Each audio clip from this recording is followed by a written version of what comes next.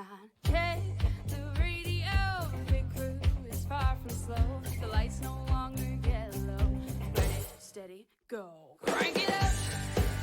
Oh, it's racing. Crank it up. Oh, it's racing. Crank it up. Oh, it's racing. Crank it up. Oh, it's racing. In love with the ride. Burning rubber smells real nice. Fuel it up once or twice. Come on, fast is the way to drive. Crowds all on their feet. Not one bothered by the heat. Imagine them in the driver's seat. Checkered flag would be sweet. Crank it up. Oh, it's racing. Crank it up. Oh, it's racing. Crank it up. Oh, it's racing. Crank it up. Oh, it's racing. Everybody get ready. On your feet. Here we go. 3, 2, 1. Crank it up.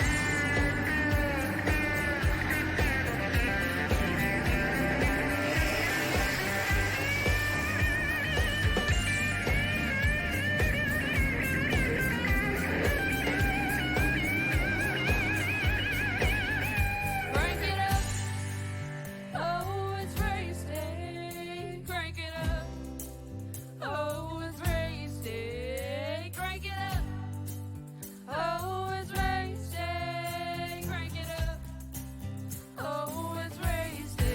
Crank it up. Oh, it's racing. Crank it up.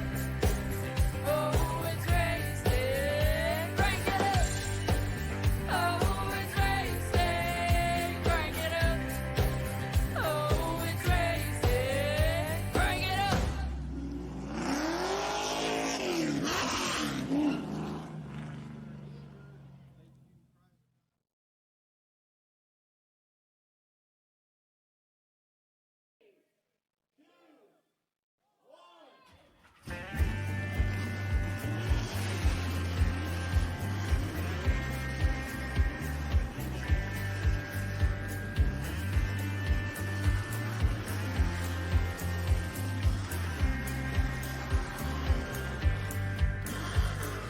Finger to the sky and a green light shining bright. The only thing I have in mind is the finish line. Hey, the radio, big crew is far from slow. The lights no longer yellow.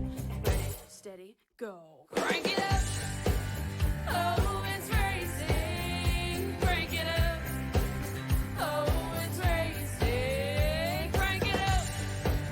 Oh, No, don't adjust your mirrors, race fans. We are really here at Bristol Dirt Track, and it is time for the Bristol Dirt Race here for the Champion Power Equipment Fast and Fun Cup Series right here on PTM Racing TV here on the show. Hi everyone, I am the Crusader, Christian Shriver, joining you guys here today as well. And right now, as our field drivers away and gets ready to go for tonight's action here, we got a solid roster and lineup ready to go back at it and duke at it here just one more time as this field of drivers looks to try and maintain and manhandle the field as they will bring these guys and these next gen cup cars to the show for the first time ever here on their road to championship victory. Presented in part by our friends over at Champion Power Equipment. When you need the right tools for the right job and the right power generators to come on by, then Champion Power Equipment is the right way to go. Be sure to look them up on their website at www.championpowerequipment.com. And by our friends over at Green Mountain Grills. When you guys need the best wood-fired pellet grills on the market, only one brand name stands above the rest. Green Mountain Grills. Be sure to check them out at www.greenmountaingrills.com. With that said, I'd say it's about time we get the show on the road. We get down to business here. Now, I'm going to let you guys in a little secret right now. Unfortunately, I'll be a single-man crew today. Our good friend and colleague Cody, unfortunately, kind of back from vacation, has a little bit of troubles right now on his end. So, Cody, if you're listening, bud, I'm sorry to say we miss you here, man. But we'll try to call this race as good as we can without you. We do hope that you enjoy the race here and come back here soon enough, my friend. He should be back in 2 weeks, right? I don't know. Anyway, race fans, time to get down to business. Let's talk to some drivers. Dan Starner, how's it going, bud? It's going pretty good. I'm just trying to get used to doing this around traffic. Some people know what they're doing, some people still figuring it out. It's fun. I was about to say, you and I, we both got some dirt racing experience and some dirt background on these kind of tracks this racing here. How does it feel right now with this new next gen setup as they've kind of updated and fixed everything up to get it a little bit more on the realistic side? Um, it feels honestly like I'm in a late model, but intoxicated. It drives like a brick. It doesn't really want to turn, and then suddenly it wants to turn and just spin. But if you can get the hang of it, it's actually pretty good. It's fun. Well, I don't think I've ever heard anyone describe this car like that, but full credit to you. That's definitely a title, all right. Yeah, it's a bit to handle, but I think we'll do okay. We have a couple good setups, just trying to play around with some last minute things, and hopefully we end up top five, top three would be nice. Well, we saw you put up a fight earlier on the truck series, so best of luck in your heat as we get ready for the action. Thanks, bud. Take it easy. 3 Wide Motorsports is Dan Starner on the line there, having a little bit of a chat to go around here. We'll keep it to 3 wide though. Let's bring in Mr. Harris himself. James Harris now joins me on the line, and James, bringing back a little bit of that love we saw in the 55 earlier on the truck. Now the next gen Cup car gets a little love with that Subies machine. Yeah, it's getting love, but it doesn't love the dirt, that's for sure. Yeah, why is that though? What's going on with you and the crew down there? Well, I've never really raced the dirt. I've started a little bit on my dirt license, but not much. And I've raced stuff that's actually made for dirt. I'm not the best with these cup cars here, but we'll give it our best shot. I'm just going to try to stay on track and not hit too many things tonight. Indeed here. Well, nevertheless, though, a lot at stake, a lot on the mind here. We'll certainly have to see what happens and goes around on the track here, but it's good to see that Subbies 55 back on the track here, sir. Yeah, Tim Forward, thank Keith and his family for letting me run it again, even though we probably won't be up front tonight. Well, at the end of the day, though, still at least it's still up and running. Yep, we're gonna have some fun though. All right, man. Thanks for your time. Yep. James Harris, ladies and gentlemen, number 55 here. Hello, chit chat with us. Got to bring in some of the other guys who may not hear too much on the track here, not too much on the time, but let's show them some love here. Let's bring in the number 4 Allagashi. That is Matt Johnson here, and Matt, looks like they're kind of having a little fun, kind of beating and banging around there with you, aren't they? Yeah, it's a bit of chaos out here, so looking forward to heats with a few less cars on the track. Kind of a lot on the play here and a lot on the track. With the tires here, we've known very much with Bristol, regular Bristol anyway, asphalt, that it warms tires up pretty quick and can get very hard to really handle and control down the late parts of the run. But with the tires here on dirt, when they start burning in, what's it feel like for you in this case here? Because it seems like a lot of guys get a little bit more speed and have to really kind of hit their corners a little bit smoother, don't they? I'm not entirely certain. It's going to be entirely new as we go, so I'm thinking that slow and steady here is going to probably prevail, keep out of trouble, and just try to get the car in a good spot for the end of the race. For sure there. Well, nevertheless, Matt, we do really appreciate your time here today, sir. Best of luck for you and the Allagashi number 4. Thank you very much. Matthew Johnson, ladies and gentlemen, the number 4 machine ready to come on by and have a little bit of a fight around here. Gonna go ahead and have a listen in with some of our other boys down there. We'll see who we got left on the list here we haven't talked with. I think maybe a good time to bring in one of our drives from the Oval Sim Performance crew. Let's bring in the number 69, Stephen Pless. Says the Fox Racing Machine has to come into pit road anyway, so let's try and grab him real quick. Stephen, how you doing there, bud? Doing good, man. How are you?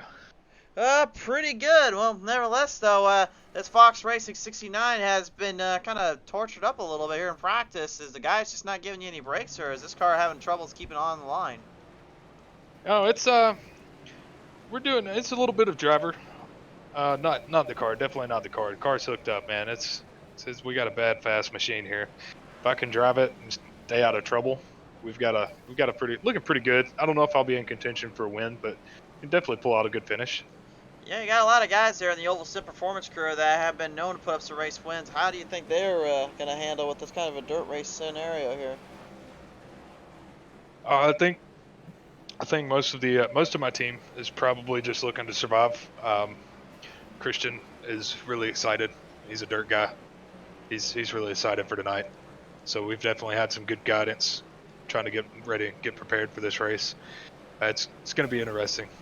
For sure there. Well, nevertheless, Plus, we appreciate your time here, sir. And I think we'll have to bring in Christian here now and see what his thoughts are on this. All right, thank you for having me, sir. Absolutely. Ladies and gentlemen, number 69 driver Stephen Platts having a little word here. Let's bring in the man that he just referred to. We saw him earlier on racing the 53 Legion listen to me machine, real quick. and well, he's back as well again. It's now Christian Wilcox back on the line. Christian, how's it going, bud? Hello. How are we doing tonight? Going pretty good here. So we watched earlier on down in regular Bristol, putting up a bit of a fight there in the Legion 53. Now having to switch up into the next gen. He had switched pretty much a track layout.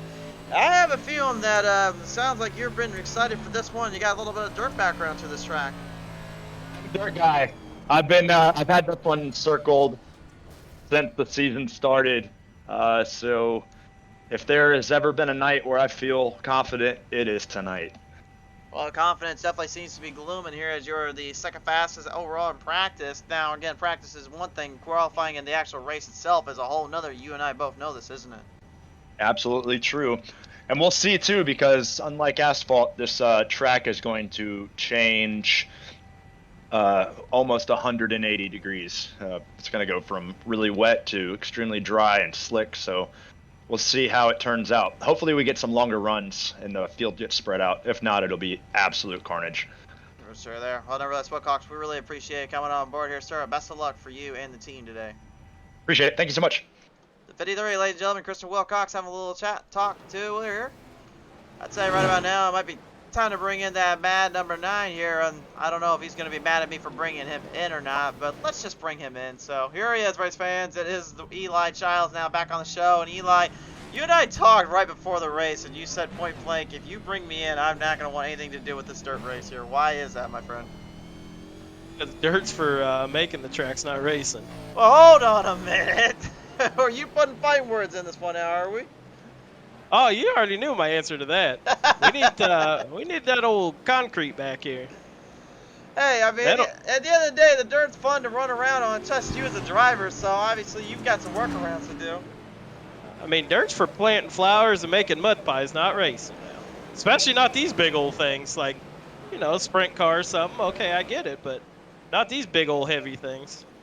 Okay, Kyle Busch. Well, nevertheless, though, as you're trying to get ready to set up, down, settle up for the track today here, I have to ask you, really, where is the line you're thinking is going to probably be the best for you and your team to kind of head up from? Because it seems like both of you guys are in a bit of a struggle right now to hang in this one. Whatever line I don't die in, that'll be what line is good for me. I can't tell you if that's top, bottom, middle, apron, pit road. I don't know. It'll just be where I don't spin out at. Fair enough. Well, at least you got the heats to worry about, so that'll help you out in the long run. Best of luck, Eli. Yeah, appreciate it, man. Well, you can probably tell, and you probably guess by our words there, he's not a big fan of this track. But we'll talk with someone who might be a little bit more of a fan here and seems to be enjoying himself. Piling up the number 5 here, Speed Demon Setup Shop. It is now the number 5, Kyle Holden. Hey, how's it going? Going pretty good right now. Top 5 in the practice section here as you get ready for qualifying. I have to ask you this, sir. I mean, how does the track feel to kind of prepare up when it gets from tacky to slick?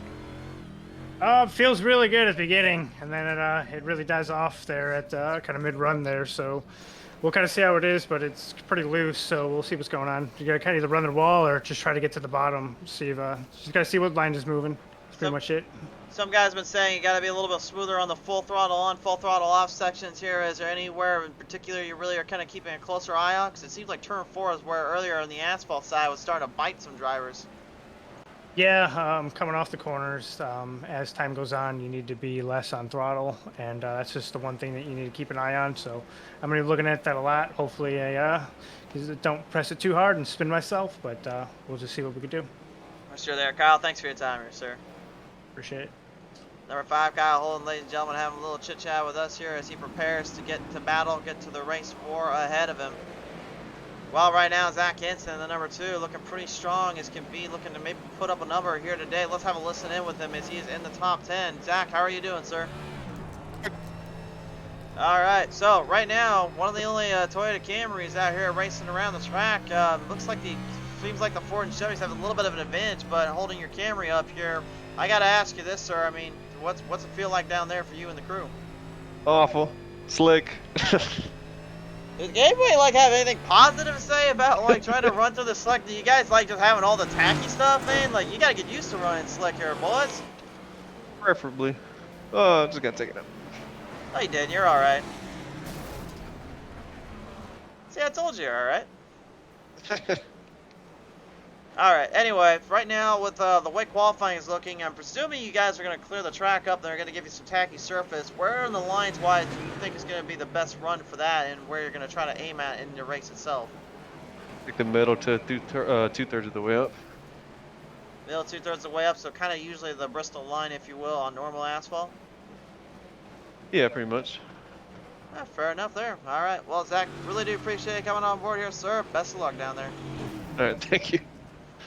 Well, takes a little bit of a hit there from, I believe that was George Young in the 48. Well, let's take it down now and talk with some of our boys in the back of the outhouse and have them up in the White House section here, or if I can even call myself in the White House section. But here he is now, the Green Mountain Grills number 22 driver, Steve Clegg. And Clegg, you told me earlier when we were coming on, it's like, this ain't Moonshiners racing, man. This is literally just this is just straight up madness. What was you referring to in there on that? This says nothing that I learned on Saturday or Sunday, whatever night it was, is transferred to this. This is totally different. This is gonna be interesting. I mean, it's an interesting little scenario, an interesting little runoff here, but I mean, still, with this longer wheelbase, I gotta believe the travel on the rear end really makes things more difficult to kind of hit the corners up, doesn't it? No, yeah, you touch the throttle and the back end kicks out on you. And once it's gone, it's gone. You can't catch it, so it's just gonna be a matter of hopefully not spinning and keeping it straight, trying to stay out of the wrecks and surviving. For sure there. Well, nevertheless, Clegg, we appreciate you coming on board here, sir. Best of luck down there. Yeah, thanks. Stephen Clegg, ladies and gentlemen, 22. You can tell by his voice he's not exactly too thrilled to be down here. But I'll tell you one guy that's usually thrilled to be around here and pretty much has taken top honors already. If you couldn't guess it, it's the race EPI.com number 40. It's Craig Janzik on the line. Hey. Yeah, and you know what? You're right. I am always glad to be doing anything that involves racing. That's what it's supposed to be about. If you're not having fun, then you gotta find a new hobby. Yeah, that's definitely a good point take here. Now, I'm going to say this right now, Craig. You literally, out of license classes, you're one of the lowest out of the field, and yet here you are, still managing to literally top honor these guys and really take these guys for a bit of a ride. What on earth do you have in that setup and that system that's making this thing so fast?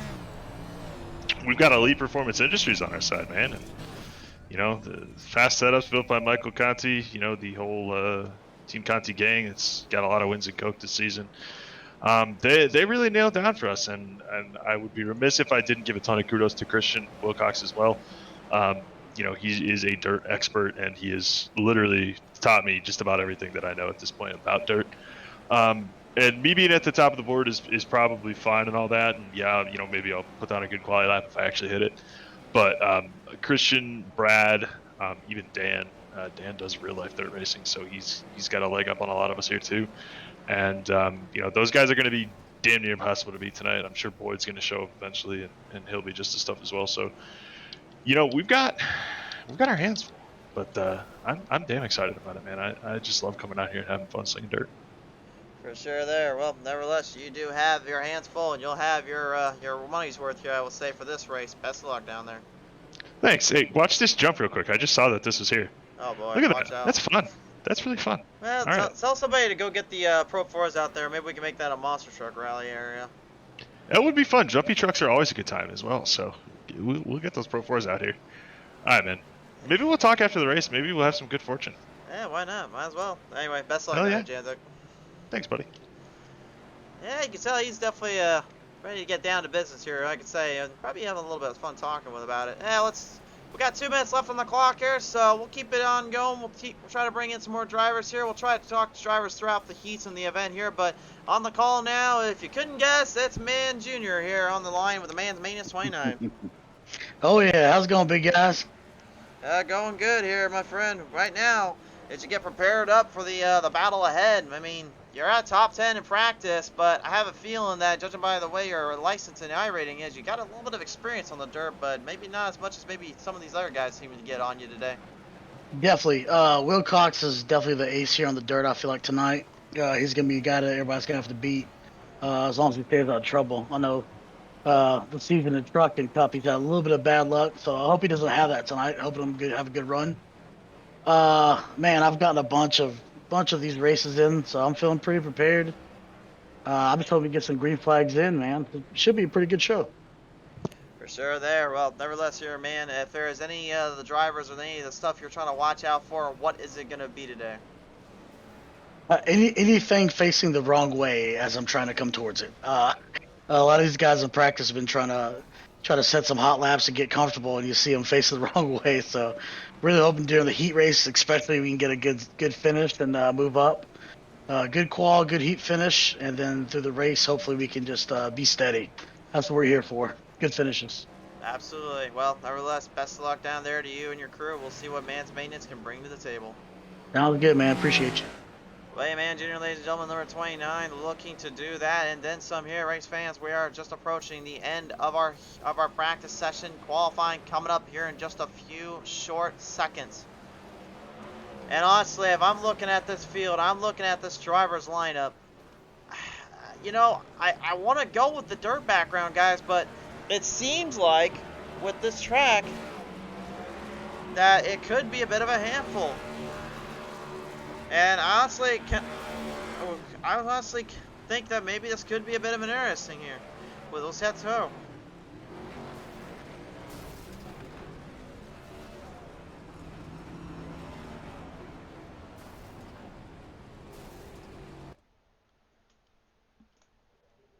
And right now, also, folks, I'm trying to get a hold of somebody here, see if maybe I can get them on the call here. Maybe we'll get them in the race here. Maybe have a little fun with some team here. But nevertheless, race fans, we get ready to go for the action here. Remember, it's presented in part by our good friends over at Champion Power Equipment. You guys need the right power generators for the right time. There's only one brand name to trust in, and it's Champion Power Equipment. Be sure to look them up on their website at www.championpowerequipment.com.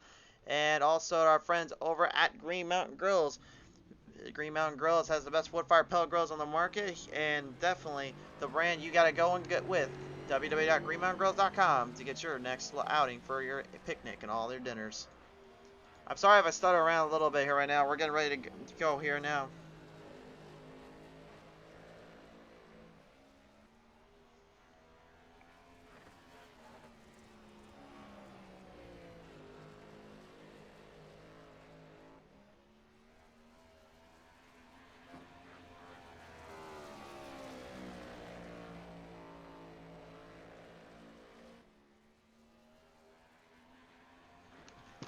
Well, right now, lap swing way down. Starner seemingly second fastest. Wilcox already laying down a quick time. He gets a good speed and good boost off the ends here and got some good run there.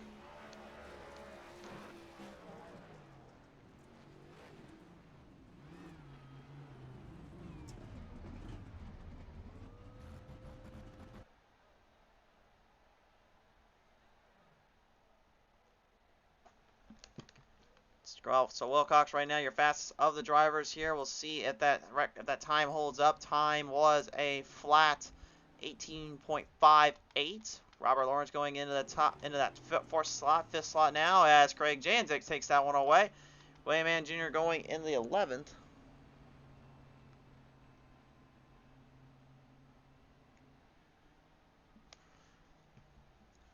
I think we got about 3 minutes left here before we get into the race itself here. Zach Hinton in the number 2 getting some laps down on the track here. Try going around here, trying to build some speed up, trying to build some run down here.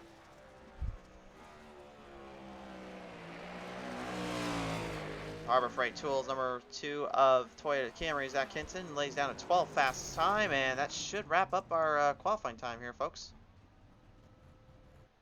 So qualifying now complete. I think we'll be heading over to the heats here in a minute, trying to see if we'll get them in. It looks like it might just be me, though.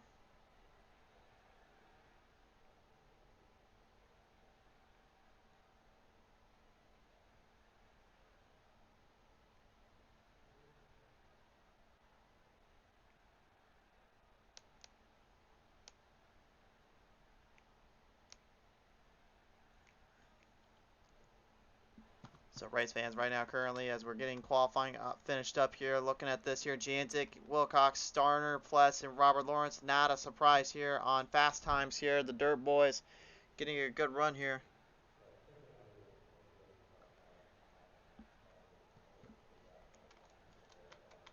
Looking at everything here, I would say, honestly, out of this field though, it definitely could be an interesting here.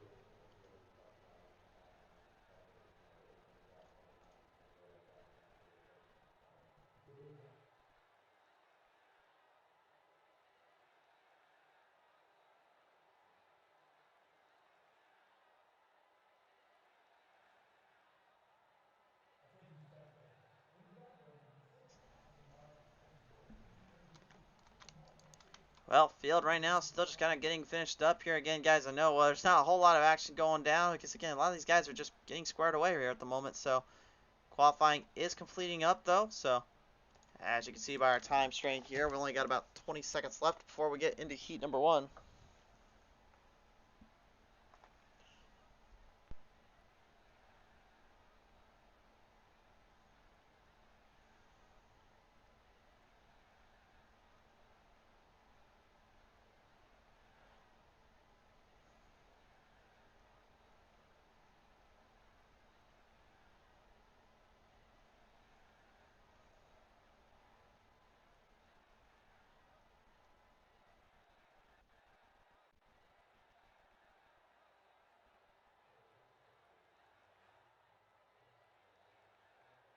Alright, so race fans, we are now ready to go. The action is getting set underway here. We got 25 laps here in our heats. So let's take it down now and take a look at our starting lineup here as we look at our number 1 qualifier, Craig Jantic. The 40 will start on the gun, but his outside will be a Dirt Boy and the number 14, Dan Starner. In row number 2, it's going to be Robert Lawrence in the 34, and then Brad Patton in the 1. Row number 3 is Caleb Forsythe in the 76 outside William Mann Jr. in the 29. And row 4 sees James Harrison in the 55 is outside George Young in the 48. Row 5, John Thacker, the 56, with the race control just kind of helping out with this one. And Sheldon Pearson piloting up the 8.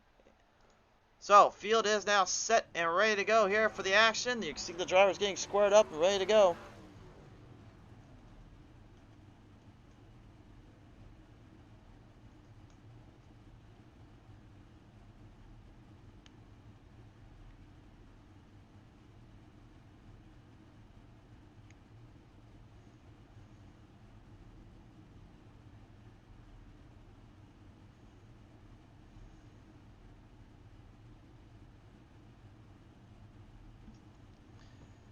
Field just kind of getting ready for the first heat of the day, of course, here. This is going to be a very subtle little nuance here. Definitely a bit of a battle off here for these guys. These drivers are going to be really tempting and temptations on those on those starts here because that inside and the outside line definitely comes into play here.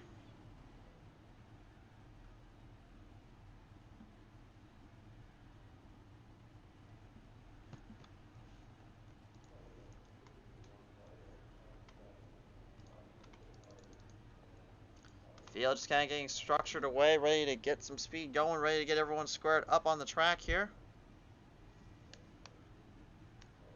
The gridding order has now commenced here. The drivers are ready to go.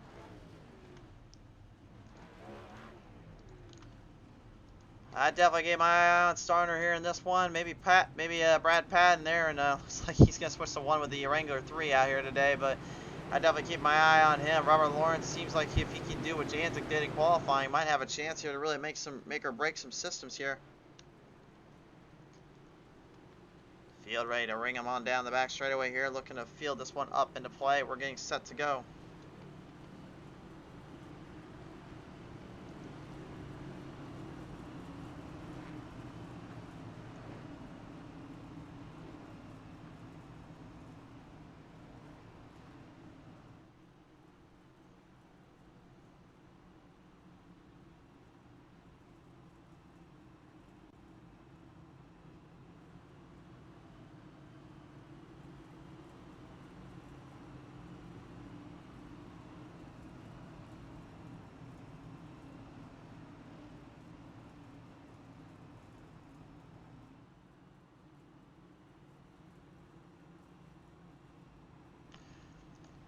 Field getting ready to go here down the backstretch, and we're ready to field this one on by.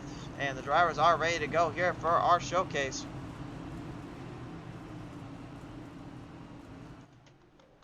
On around out of turn number 4, this guy around. We'll go firing them off down on the track here, ready to bring up the speed, bring up the momentum. Beat the green flag we go.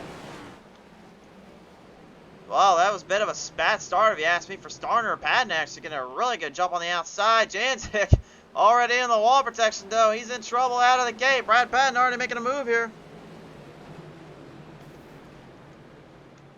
Moving on ahead here right at the moment, trying to get some speed going, trying to get something down on the track. Harris though gets clipped up by the 48 George Young, and Harris already struggling here in heat number 1, taking a big hit and a big lick there. Moving on ahead here right now, Starner and Janzik right at each other's ends here on the playing field. Both drivers coming on through the fields.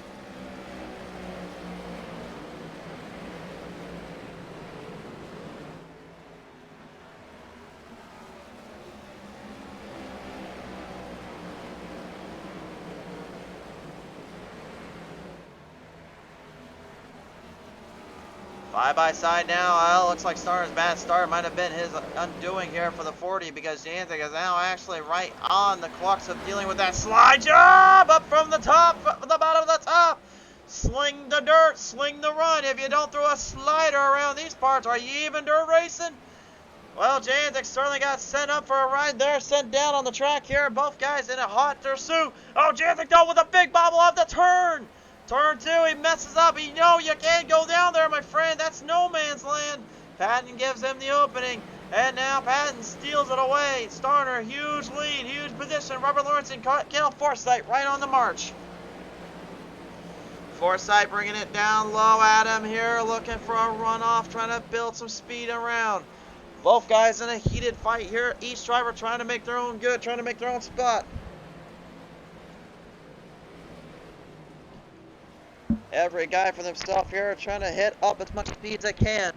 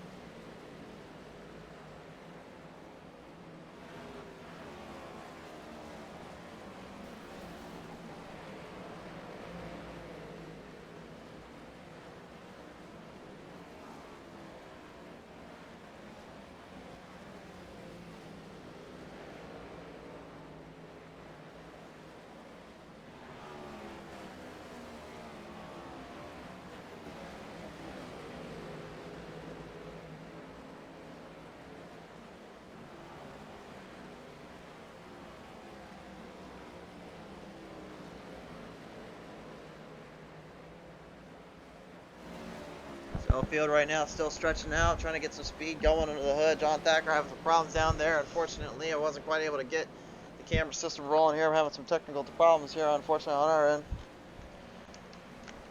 See if we can get that cleared up around the track here, get things fixed up. There we go. Looks like we're back underway. 14 laps left to go here right now for Dan Starner here. Greg Janzik and Brad Patton in second and third respectively, trying to get up there with the crew. William Mann Jr. dealing with some added pressure there from Robert Lawrence.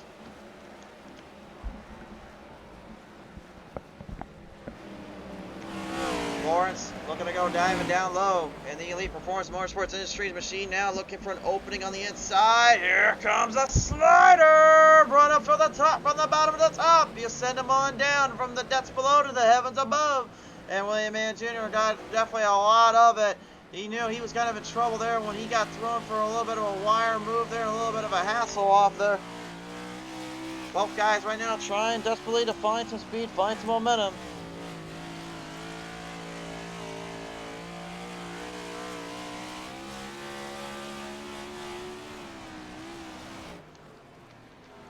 Patton back in the field right now, trying to get something going here in the number 3, trying to hold off the charge, trying to hold down the line.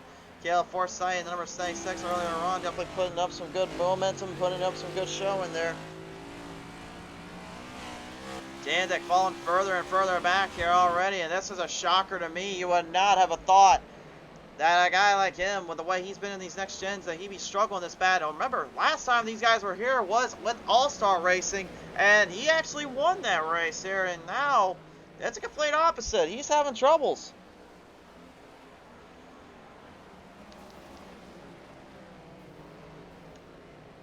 Coming right around track here. Everyone's still playing into the speeds, trying to build up momentum here once again.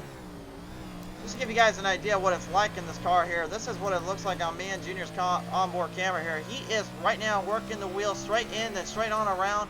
You can see he barely turns in though, just like when you see in the actual asphalt. You can't steer in too quick or too hard off.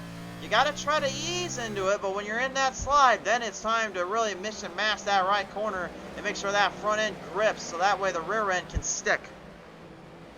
When the front end grips and the rear end sticks, everything comes into harmony, then it allows for some true dirt slinging race, hard racing action.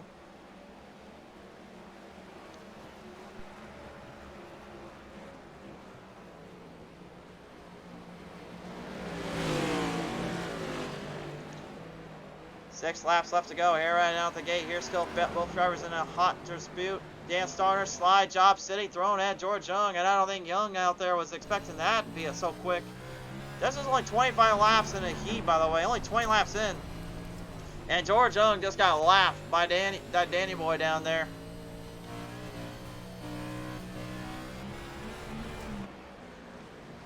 Coming right around here, Sheldon Pearson, number 8, moving some chains up ahead, looking for some big speed off the gun. The PM & Sons Elite Performance Industries Motorsports machine trying to hold on, trying to hang in there a little bit. Had to come off the ends, come off the corners, but you can see even he's struggling to hold the line down.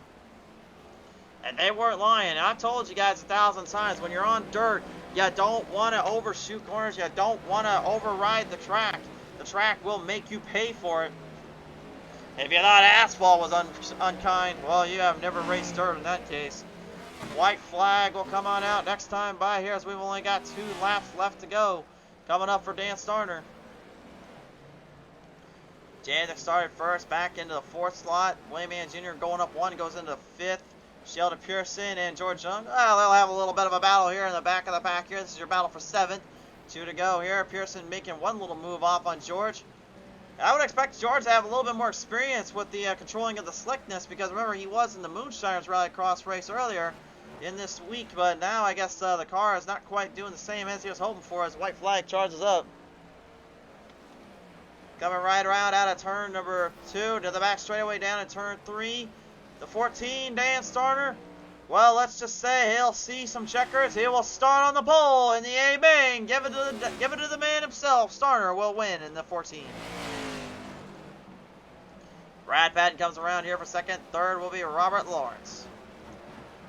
Janzik and William Ann Jr. finishing 4th, 5th respectively here. So a good start to our day here in racing. And of course, hopefully with the heats as they start to progress through and we get more closer to the A-Main, you'll see a lot more crazy action, a lot more hit and runs here, a lot more pushing and banging and shoving around here. Here's how it looks though, presented in part by Green Mountain Grills. Their race results for Heat 1. The GMG Bristol Dirt Race heats have shown Dan Starner to be the top guy, but Brad Patton going 2nd, as he was the winner in the asphalt race, mind you, so he's looking for it to go back-to-back here today. It'll be the first time ever from asphalt to dirt I've ever called someone actually doing that, so it'll be interesting to see. Lawrence, Janzik, and Man Jr. going 5th. Going in the top 5 respectfully here. So let's get down to business here and get set up. Here they come now. Heat number 2 to the stage. Christian Wilcox in the 53 is outside Stephen Bless, the 69. In row number 2, Kyle Holden will be in the 5 is outside Boyd Hagen in the 83. Row number 3, it's going to be Richard Forchell in the 90 is outside Zach Hinson in the number 2. And row number 4, Brian Lorenzo in the 77 with the number 4, Matthew Johnson on his outside. Row 5, Jason Taylor in the number 15, Steve Clegg, the 22. Eli Childs starts from the outhouse. He'll have to work his way into the White House in the number 9.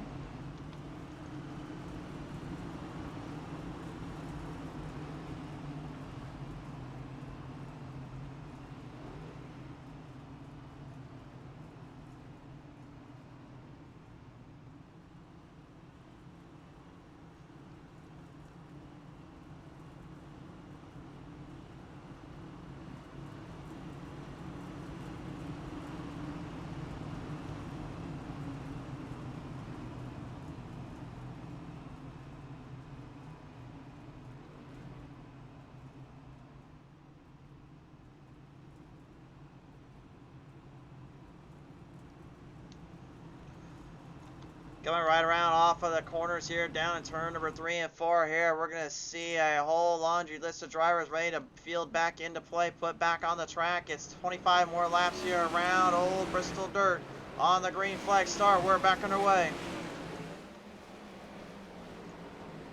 And as soon as I can get that timing sheet fixed up here, let's get that fixed. Thank you, producers. E2 is underway. Wilcox, the early lead. And a slide job city thrown again. Look at the fuck. Kyle Holden looking for a crossover. Plus blocked him, but Holden said, hold on a minute. You seriously think you ain't going to block me that easily, are you? Makes the move, makes the pass on down. Hogan trying to get some run here on Christian Wilcox out of the gate as they're slipping and sliding once again.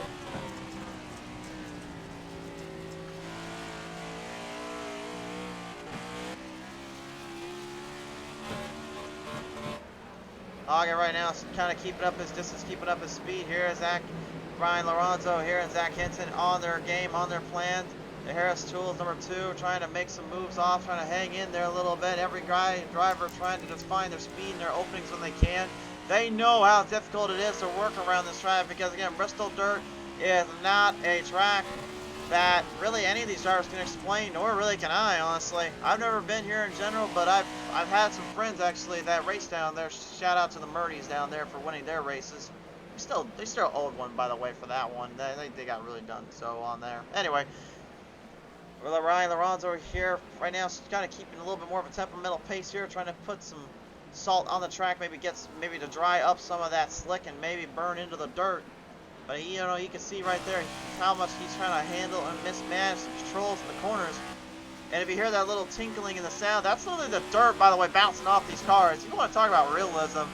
This doesn't get any more realistic as it does. That's not static from our TV. That's not static from our cameras. That's the actual dirt smacking on the fenders and the cars themselves, the fiberglass bodies these things are running. That is insane to me. 19 laps left to go here. Steven Plus, well, I don't know if he was trying to throw a slide job or if he was trying to maybe see if he can drive it sideways like that, but Holden managed to hang on, keep him ahead. Richard Fornshell, though, maybe looking to make a move off, looking for an opening here as he gets closer and closer to that 69. And you can see the eyes and the determination to focus. And obviously, there's no tear-offs on the helmets here, so he's pretty much driving as if it was a normal race. The only disadvantage here is he's got some dirt flying into that windshield.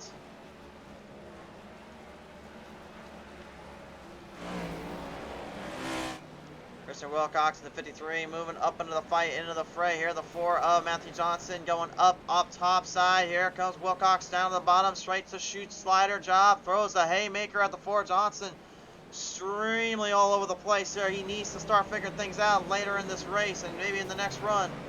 Boyd Hagen, though, in the 96, I don't know if I can find a way to stop this guy from just literally taking a track and making it his own personal playground. Oh, that might be one way. Got too close to the wall there and got himself in a bit of trouble. That is one big opener here that helps kind of equalize this track out. You get into that wall, you consider your race done and over with. Because once you get in that wall, that rear end just completely bashes up into the cement area, the banking up there, and there's no grip. It's not like the cushion. Oh, look out, Clay giving a little bump and tag to the 90 Eli Childs. I think what Childs said earlier, Clay must have heard, and he's like, yeah, all right, well then we'll just make it a little more interesting here, my friend. I don't think, though, Childs is going to appreciate that one later. I think he's going to appreciate the fact he's about to be lapped now. Here comes Wilcox right on the outside, passes them on by. 13 laps remain for the Allegiant number 53.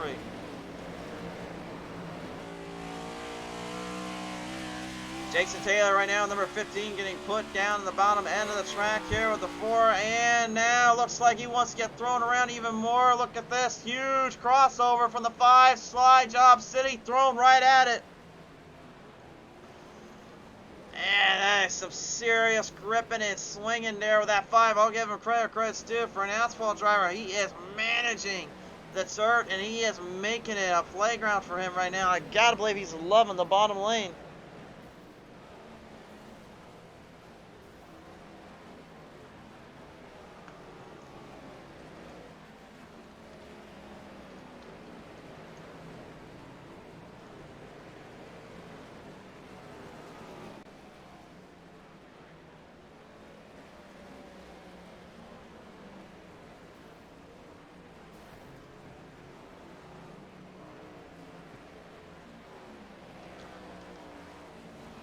Coming across the edges here right now. Laps coming up here right now with 10 to go.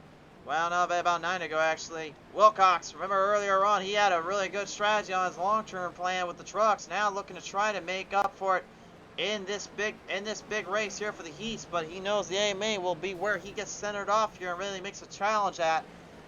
Trying to stay up into the positions, trying to stay on around the track here and keep up with the guys here that are just manhandling this circuit and manhandling this surface here.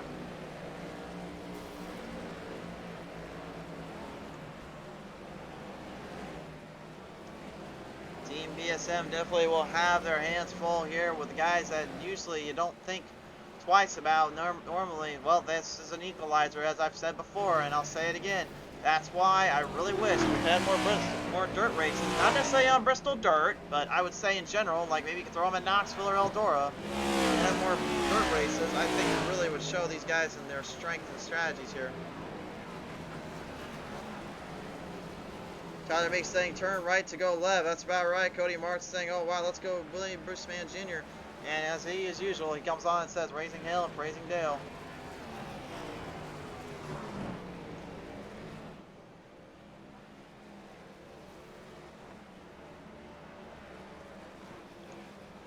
Five laps to go here in the heat number 2 section here. We're getting closer and closer to a finale here. Kyle Holden right now in the 5. Still hanging up.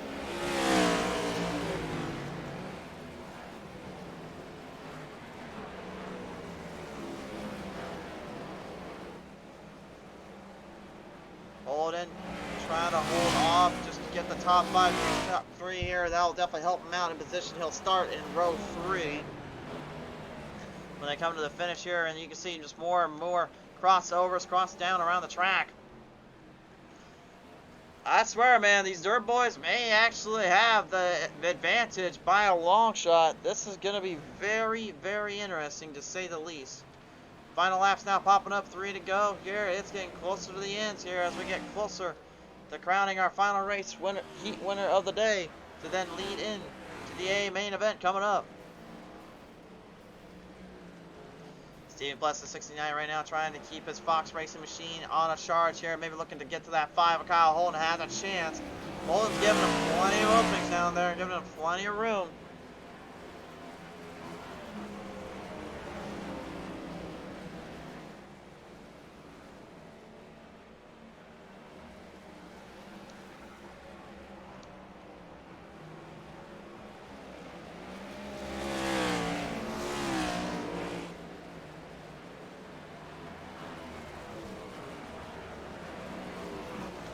Final laps now to the checker flags. They come here. Wilcox will take the win. Hawken goes second, third to Kyle Holden. Stephen Fless not quite able to make it. Richard Fornshell will go 90. He'll go in 5th.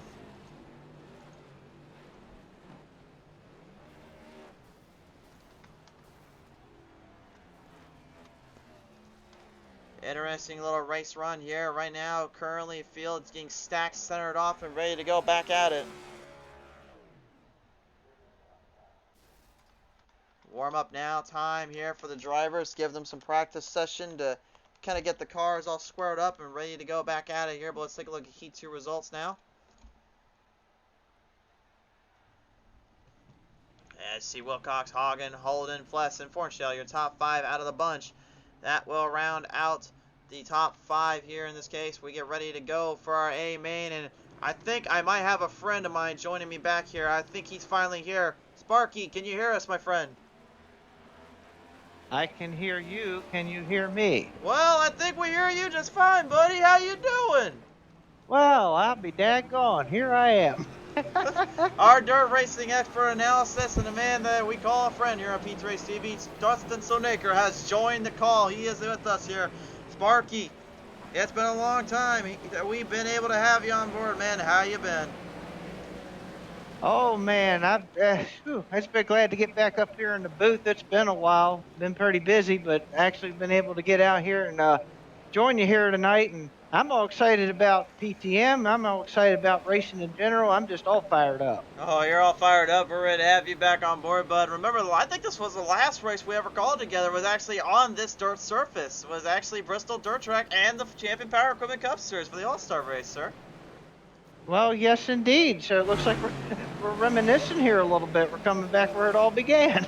Indeed, indeed, my friend. All right, well, right now as we see slide jobs and sliders thrown, and Eli may want to have a little more experience holding a slider there. Unfortunately, getting a piece of him.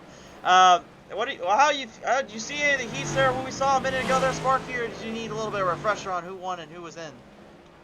I might need a little refresher. I wasn't able to get into the booth quick enough there to see what was going on with the heats or anything. I was kind of in a rush trying to get groceries down my throat. So Fair enough there, buddy. Fair enough. Well, right now, I can tell you this much. Christian Wilcox had won his heat, which was the last heat just a minute ago. Wilcox now joins us on the line here. And Wilcox, congratulations on your heat win. You start literally up there with the boys and Dan Starner here. Now, what is going through your mind right now as you prepare for the battle ahead? I'd like for you to draw me the prettiest picture you can so I can put it in a frame and put it in my office. That was certainly something. I just want her to just be artistic. I don't want it to be anything specific. I just want her to use her imagination and just draw me something. Maybe I want you to draw whatever you want to draw, but just try your absolute best, and I'm gonna frame it and put it in my office. All right. Well, Wilcox, we'll do what we can, and we'll see if maybe you can put a good picture frame in this one here. But nevertheless, best luck down there, buddy. I'm not gonna lie, Sparky. I have absolutely no idea what he was referring to when he was talking about something with picture frame or whatnot. yeah, that was a bit interesting. Let's just leave it at that. Anyway, all right, now real quick, let's join in real quick here. Your Heat 1 winner. This is the man himself, Dan Starner, in the number 14. And Dan, you came away in the Heat with a solid performance and a big victory. Now as you enter in the A-Main, you're starting on the pole. Does that kind of get the nerves going a little bit, knowing you got to go up against some of these guys? Not so much the nerves going. I just after watching Wilcox and stuff, obviously that's going to be a close battle, so I'm sure it'll be a lot of back and forth, just trying to keep it clean for the majority. But I'm pumped. I'm ready.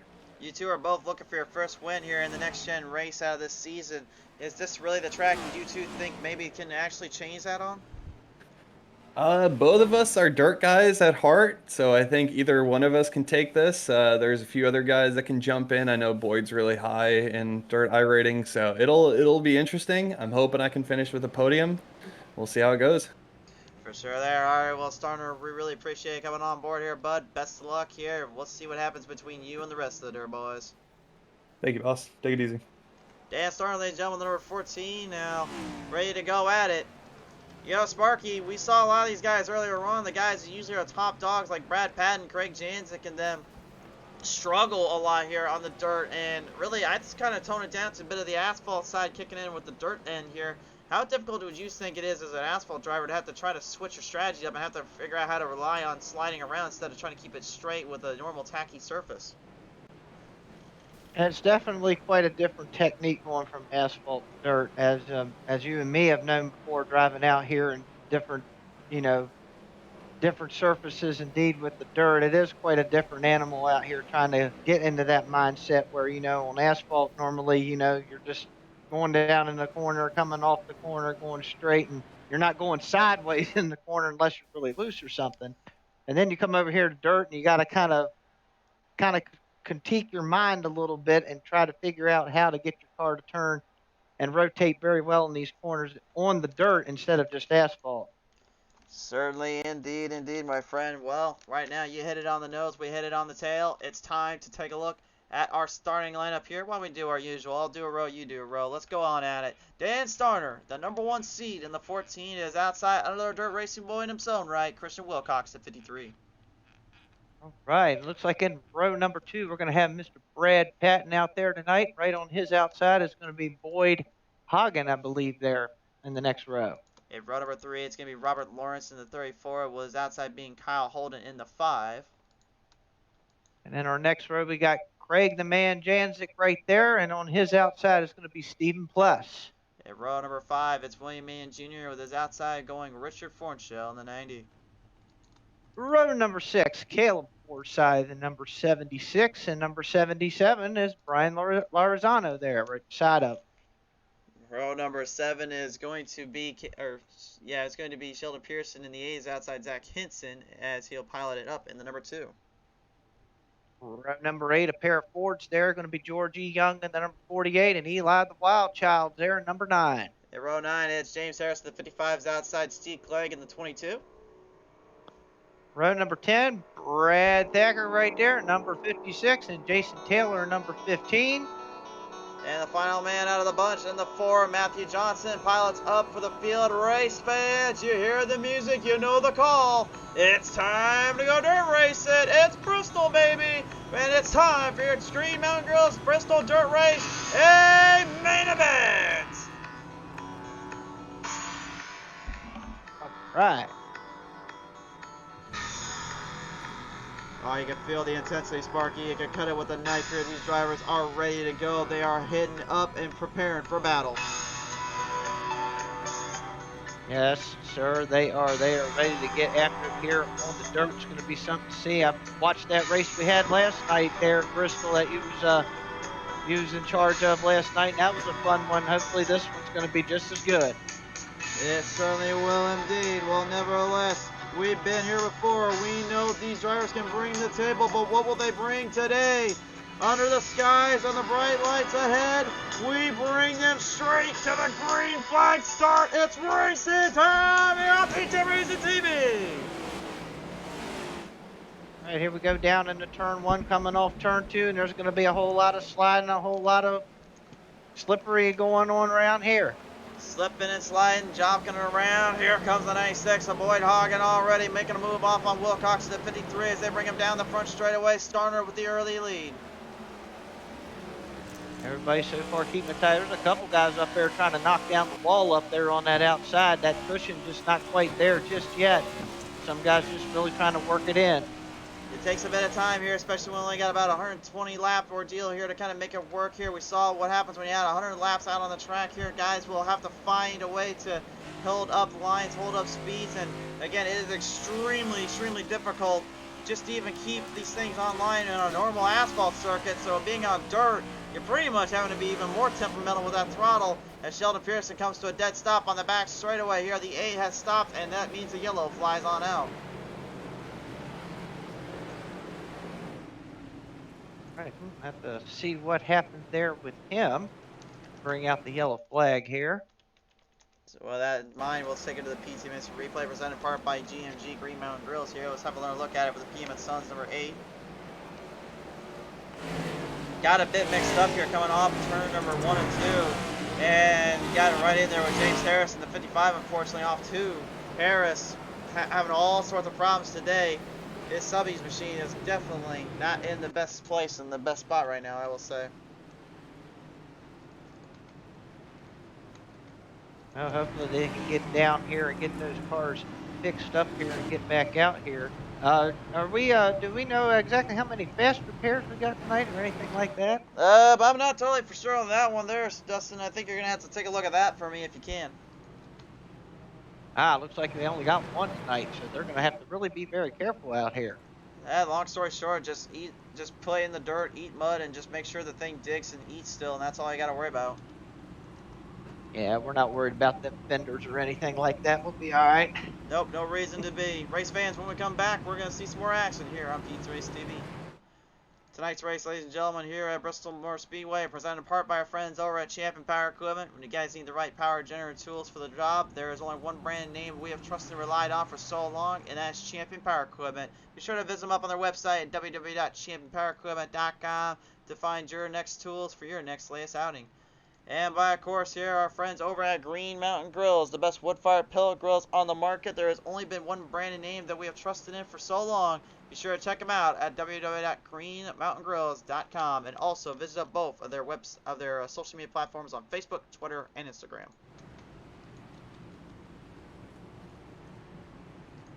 So Dustin, right now here, the way I'm looking at it here from the heats, the way everything was trade there, it seemed like the guys that didn't have as much experience on the asphalt or really had as much speed on asphalt seemed to be kind of having a little bit of a better chance here on the dirt. I would presume that's maybe because it's mainly just kind of more of a kind of a equal opportunity, because really you're throwing them in a car that is already challenging as is, making it more equal to drivers, but at the same time, it makes it more of a driver's track, doesn't it?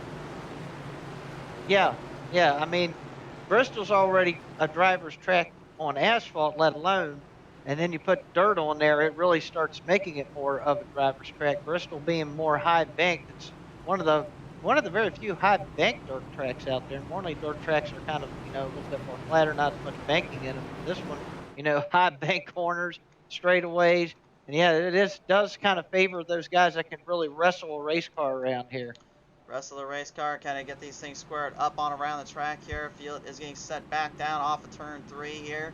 And we're going to see some more rustling and racing here up on the ends here as as that number 14 is going to bring the drivers back to life off the start. Coming off turn number 4, back to the end. We're back underway. Here we go back down into turn 1, the 14 on the outside, 53 Christian Wilcox on the bottom, side by side, pretty much the whole way back, it looks like. Dan Starner right now barely holding back the speeds and control that these guys possess right underneath his hood as we go under his undercarriage here. Yeah, this is literally the underside of his car here. We put a camera down there just to show you what it looks like when the dirt's kicking around.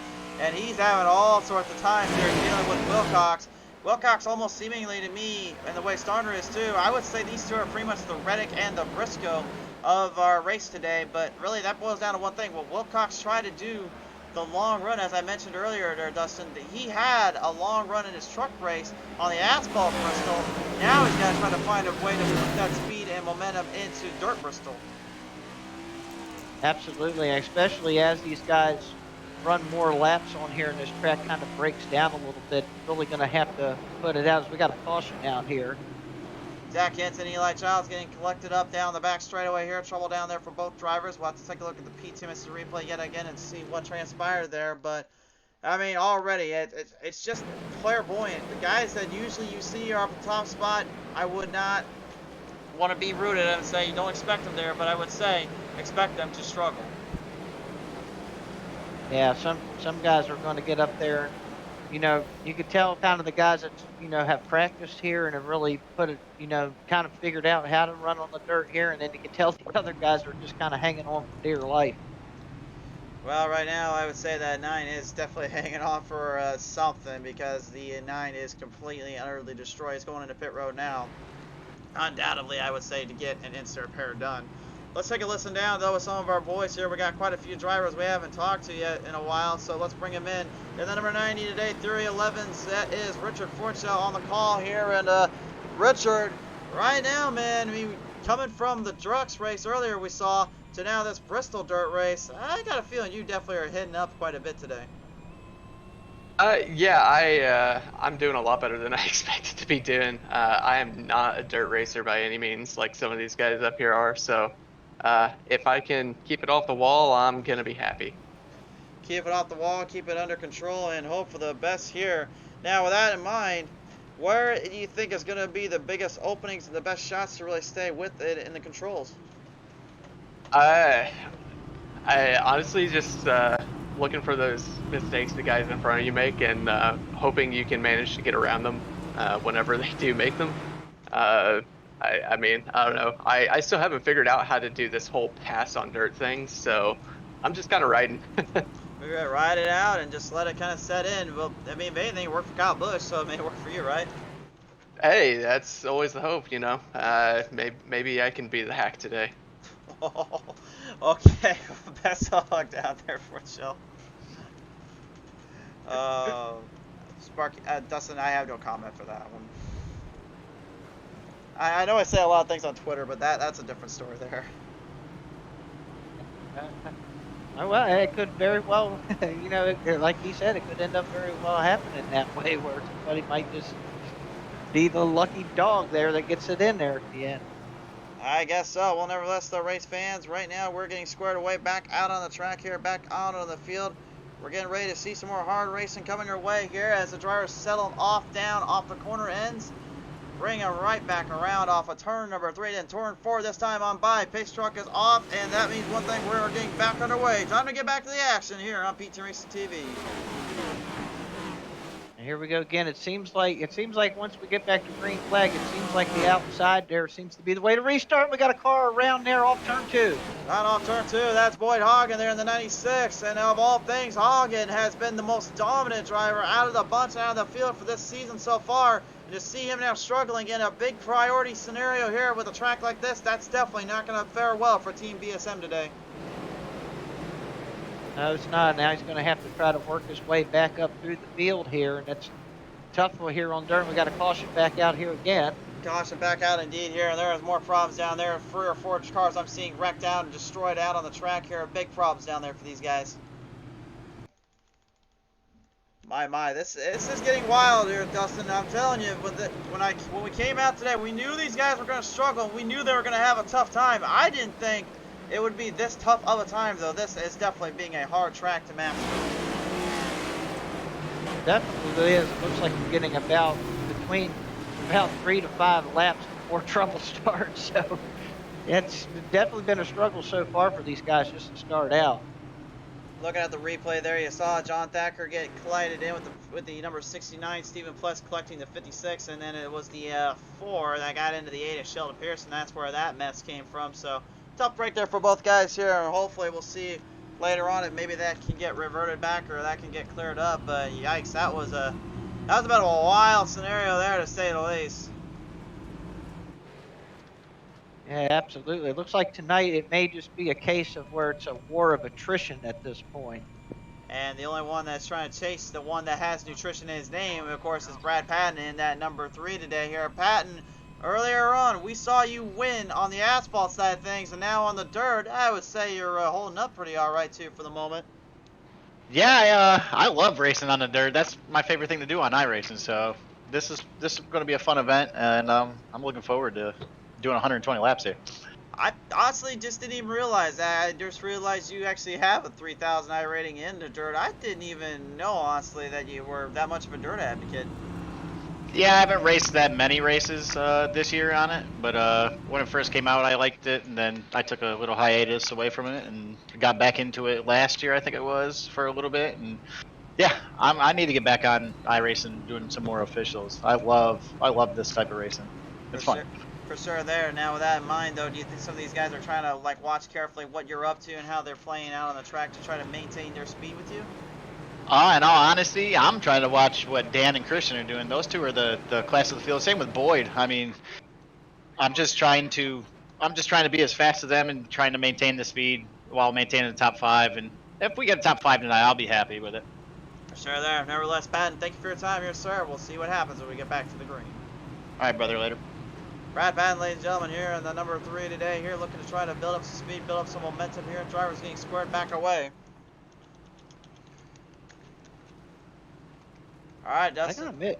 I gotta admit that's pretty good to have over 3,000 I rating dirt. That is very impressive, and you know that just goes to show you put a good effort into it, go out there and do your best like he does right there. You get yourself a nice little high rating on that too. Get a little higher rating on that, and maybe give yourself some more time to breathe and focus on the track here. The dirt racing has definitely changed, though, I bet you, from when Patton was around in that. And I know it's changed to me for you as well. When we first started, it was a lot different running dirt stocks in the late models versus how they are now. But now, running with these actual Cup Series cars, and the trucks even too, boy, has the game changed in the world of motorsports. It really definitely has. I mean, so many different changes, so many different things going on since we first started running on dirt. So yeah, you're definitely right on that. Just to see these big Cup cars, these next gen cars out here running on this dirt is just something else. The variables have changed and the landscape has changed in its own right. Back to the green. We're back underway. And Kyle Holt on that outside, he got a much better start than Wilcox there. I think that may have been due to the slick terrain. I was on board there with a minute with the 15 and Jason Taylor, just to give you guys an idea how much the track is changing over time here as the rubber starts to get laid down. And Holden, you can see where he's aiming right now. He's going to the cushion. He's going to where the tracky stuff is. And it looks like Dan Starter, though, man, found himself in more of a cushion because he gets put to the back. Starter has lost it. Slide job city by the 3, coming in on the 53. Yeah, it looked like what happened there with the 14 is he got a little too high. He got above that cushion there in that turn, and he got up in the wall, and it really slowed him down and got the other guys around him. I talked about it in the heats earlier. If you get into that wall protection, consider your race pretty much slowed down to a creepy crawl and up really badly there. Kyle Holden goes and plays triple trouble. He takes 3 for the price of 1, and the 5 is your new leader with Brad Batten looking to try to take him on. Yeah, wow, look at that. Kyle Holden really holding up on that high line. He's almost up near to that wall, just real close, but he's just able to get right through it. Man, that's right up near that wall. Good job. That's high risk, high reward, my friends. You got to take risks to take aim and fire away if you want to win a race. And Holden knows this. He's trying to get that setup shot machine put into a perfect spot and a perfect line. And look at the slide job by Starter! From the bottom, takes 2 and literally taking their souls with them. Where did this guy come from? Man, this is good stuff. Oh, goodness. Into the shadow realm goes the 3. Patton gets set back around, but looks like trouble's down there for Matthew Johnson. And the 15, Jason Taylor. We got a caution, Sparky. We've got a caution. Oh, my goodness. Woo! You just had to throw the caution, though, when we had some impressive momentum in racing there. I don't know what we were witnessing and seeing, but that right there was amazing stuff from these boys. But, man, that is where the rail's getting derailed for a minute here. We're going to have to slow back down and show you what happened here. James Harris earlier on got into it with somebody. This time it's Johnson gets in with him. Johnson trying to hold a line, but you can see, again, just the inexperience coming into a factor, and Taylor trying to avoid him. What's to no avail, though, and both drivers causing the caution to come on out. What a tough break there, but what a wild, wild moment. That one just popped up here. Yeah, that was pretty wild there. My goodness, I mean, these guys were all over each other and still able to hold their lines and do a very good job up here near the front. They certainly were indeed here, Dustin. Well, nevertheless, though, we're still in a hot pursuit race here, so let's have a listen in with one of our boys down here in the back of the outhouse trying to get himself back in a possible chance to the White House. The PM and Sons, Either Performance Industries, Sheldon Pearson now on the line. Sheldon, I know this is probably not your track and your layout, but I know you still at least want to come out here and get some points day in. What's it feel like right now for you? Man, I tell you what, if I get points on a dirt track and I haven't gained a single point on an asphalt or concrete track, I don't even know what to say. But this is a blast, man. I didn't think this was going to be fun, but it's a hell of a good time. What's making it so fun right now for you, obviously, because it seemed like a lot of folks out there were not too thrilled to have to come out, but now it seems like the mindset has changed. Why is that? It's just fun, man. Sliding the car through the corner, trying to get it right, which is very rare that you can get it right, especially if you don't do this all the time. But I know a lot of these guys are taking it way too serious. You just got to come out and have fun. I mean, it is what it is. It's on the schedule. You just got to do it. Absolutely, indeed. Pearson, we appreciate your time here, sir. All right, thanks, man. Sheldon Pearson, ladies and gentlemen, here in the number 8, and you can hear it right in his voice. He just said point blank, just have fun. That's dirt racing in general for a nutshell, man. Just go out there, have a little fun. Don't try to get too worked up. Yeah, there's points on the line. Yeah, there's prizes on the line, etc., etc. But as a driver, if you're not having fun or having a little bit of confidence in you, then at that point, why are you even in the sport? That's kind of thing we always talk about. Yeah, absolutely. Yeah, confidence and having a good time definitely goes hand in hand there. It definitely wants you to keep doing that. And you're right. If you don't have the confidence or anything like that, sometimes you just feel like you just don't want to do this anymore. And but it's always to have a good attitude out there. I love his attitude right there about it's not dirt's probably not something he's not used to as much, but he's having fun out here doing it. You know what? In time, you get better at it, and it'll really be fun then. It certainly will indeed. Well, race fans, if you're new to the show here, which I'm taking a few points here, a few of you seem like you are, thank you for tuning on in, and welcome to PTM Racing TV. If you guys would, feel free to give us a like and a follow here on Facebook. Head to our YouTube and subscribe there so you guys never miss any of our live action coverage on our shows. We've got a lot more racing to just dirt. We've got the asphalt side, we've got rallycross, we've got road course racing, flight tracks, you name it, we got it. We're going to bring it to you, and we'll bring it down to the ends all throughout the way and throughout the race season. But as we get back to the green flag, the starter has another chance to get back at it with the 5 of Kyle Holden, but he gets such a good start out of the gate, he's going to have some work to do. Yeah, great start off there. Whoa, whoa, whoa, Oh, whoa, we got whoa, problems. whoa! Yeah, I was about to say we got problems all right down there. Look out the wall. We got crossovers and we got drivers going around on turn 3 and 4. And we got drivers everywhere, but there's the caution. It took a little minute there for the caution to get out there. Boy, that was a mess. Well, Robert Lawrence got kind of cleaned around there and then got sent back to the Shadow Realm, and then I don't know what the heck happened after that. Let's take a look at the replay. Let's just, pretty much from here, let's just start at the beginning of it all this, because honestly, there's no better way to call this one back than this. Let's take a look. Lawrence gets a great jump. Haddon has a little problem out of the gate. You see Hawkins going right for it. Wilcox is already down the bottom. We knew where he was going. Starter's trying to hold line. Patton gets into the wall, gets into Wilcox. Lawrence thinks he's clear, and then Hagen gets right into him here. Fortel's going for a ride. Man, Junior tags him. 90 gets in there. Zach Henson. I see Stephen Fless and James Harris also. But again, minor damage. I do not think that's going to give him too much trouble. But James Harris has literally just said, I'm done. We're done with this race. This race is over for us. That's a tough break there for him there tonight. He was trying his best to hang on in there tonight, but it doesn't look like it's going to be for him tonight. Certainly not indeed here, but. And I have a feeling that he won't be the last one that ends up out of the race tonight. Well, we'll have to find out, but right now we're going to go ahead back down to our call list here and listen to some of the boys. One of them that's being pretty conservative but moving the chains in. You know him very well. It's the 77, Brian Lorenzo, now joining us on the line here. Lorenzo, we just kind of said it, we saw here on your end, you've been pretty much consistent, staying out of trouble, but also looking for some openings here. What's it going down there for you in the 77? I got no idea what I'm doing. I am not no dirt racer. But, yeah, I got a team with like 2 good dirt racers, and they told me to do this, and whatever they're doing, I'm doing. And so far, I haven't wrecked, so I'm having fun out here. For sure there. Well, nevertheless, though, when you get later in this run and the track starts to tear up, how difficult is it going to be for you guys to hold a line as if the track wasn't already getting burnt up enough here?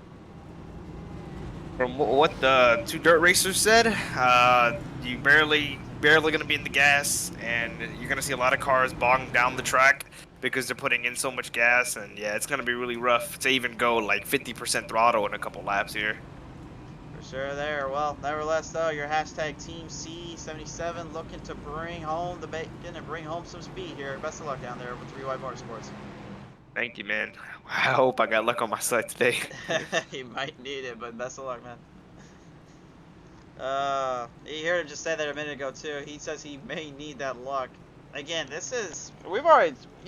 Dustin, we've already talked about this constantly, but I keep emphasizing these next-gen Cup cars that are just such an enigma that really we still don't know the full ins and outs, the full wear and tear, anything with this car. And yet, here we are looking at this track and looking at the surface. Now we have literally a pretty much kind of a no-brainer on how this track's even going to handle or manage, because Bristol Dirt's only been ran 2 years, and this is literally the only time we've actually seen these guys start to figure it out, and then they get thrown into a different car. Like, as a driver in IRL to virtual, I got a feeling that would probably drive me a little bit, but at the same time make it more interesting. Yeah, that definitely does make it more interesting because, like you said, they got last time it was here, they was with the old Gen 6 car. Now they're in the next gen car for this one. Quite of a different animal, a different beast with this thing. And these cars, I mean, it does kind of, I guess, almost kind of level the playing field a little bit, because now everybody's got to get used to the new car compared to the old car at this track. And that's pretty much how it's going on with most of the races that will be running this year as well. For sure there. Well, nevertheless, though, we are 1/3 of the way in this one, and we're just about ready to kick them on by here. Field coming around back on the track here, ready to field them up back in position here. Race fans, share this one around. Let's get back to the action. Here we go.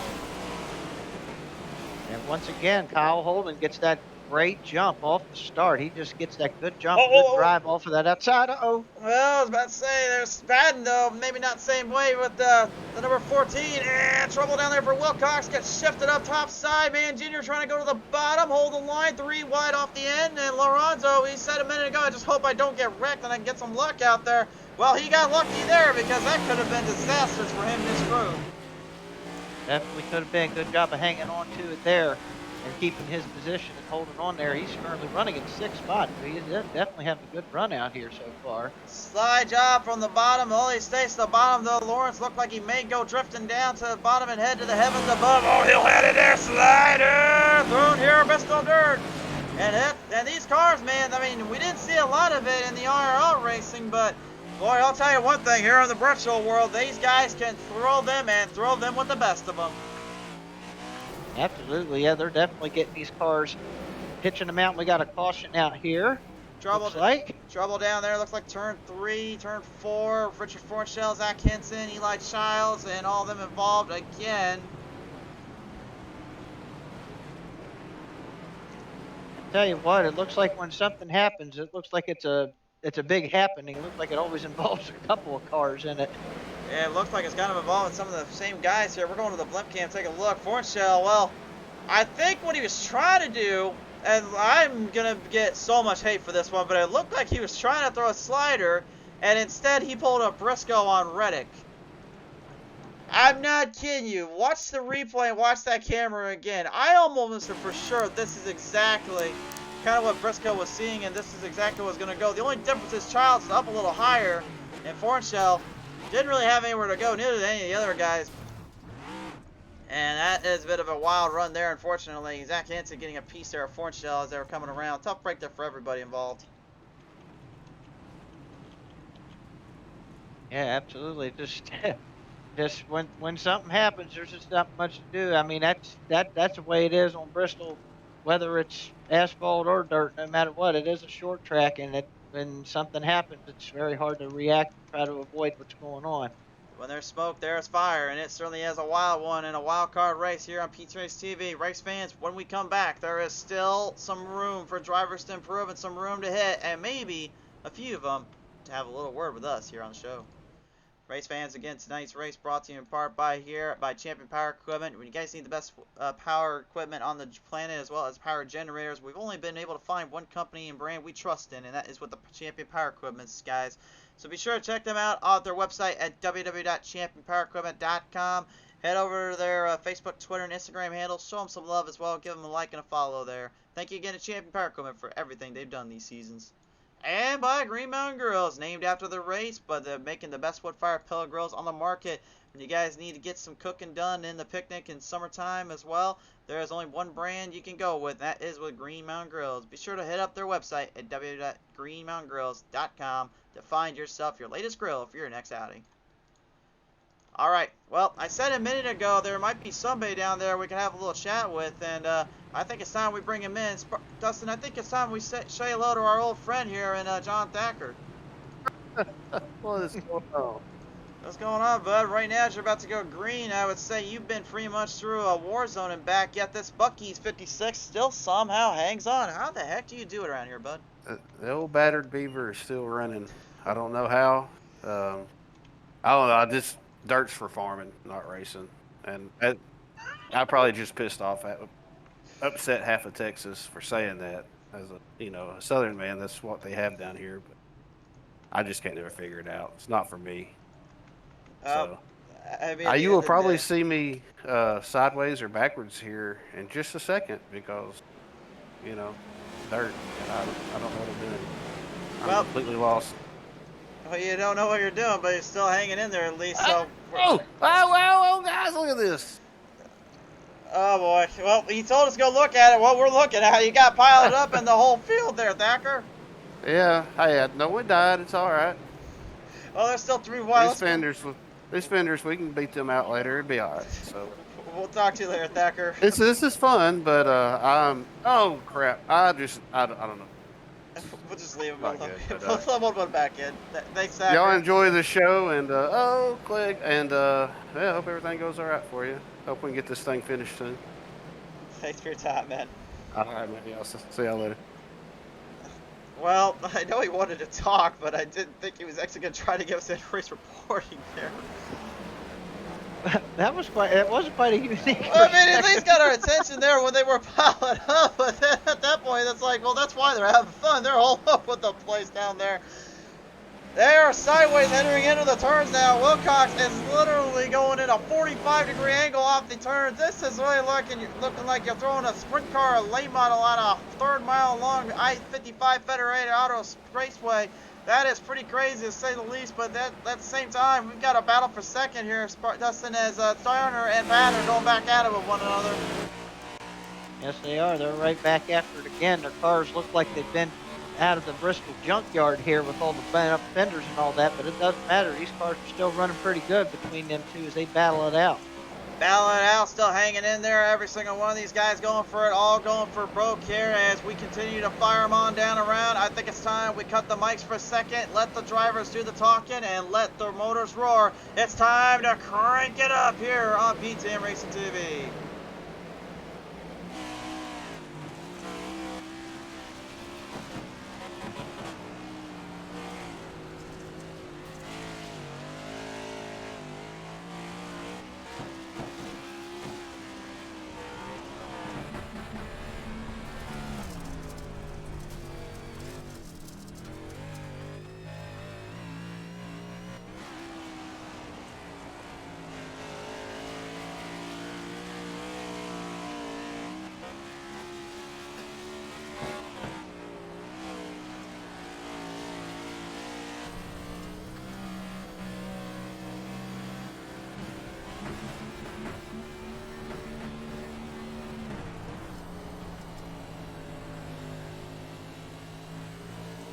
You can just feel the power and all that right now from these drivers as every single one of them continue to hammer down, push their pedals straight down into the metal and give it everything they got. And Dustin, you know, right now looks like the track is starting to tear up a bit more. It's opening the doors up for many drivers to make some moves here. Lawrence being one of them. As Brad Patton makes a big mistake here entering turn one, opened the door for Lawrence. Those two are crossing each other over more times than I care to count. But he is not able to hold up the line, and Lawrence is able to run away from him. Yeah, you're definitely right about the track starting to go away a little bit. It's starting to get a lot darker than where these guys have been running at now. So now you're going to have to try to find a better line to see where your car is going to really excel at this point, because all that dirt, all that cushion is starting to go away. Discussion starting to go away. Time starting to get a little bit more difficult again. Running 19-second laps here, and Wilcox right on the edge to take a starter for a bit of a ride here. Coming off of turn number 2 though, and you can see Wilcox now getting a big little hit and a little shot. 3 wide. So Clegg up top side. Watch out, Clegg. Don't get into the mix here, bud. Oh, he hanged on there. Great move there by the 22 to keep the car online, but Wilcox certainly did not make it easy on him, and he's not going to make it easy on that 5 either. He's got the leader. Holden is in trouble. He's running into lap traffic now. It's time for a war, boys.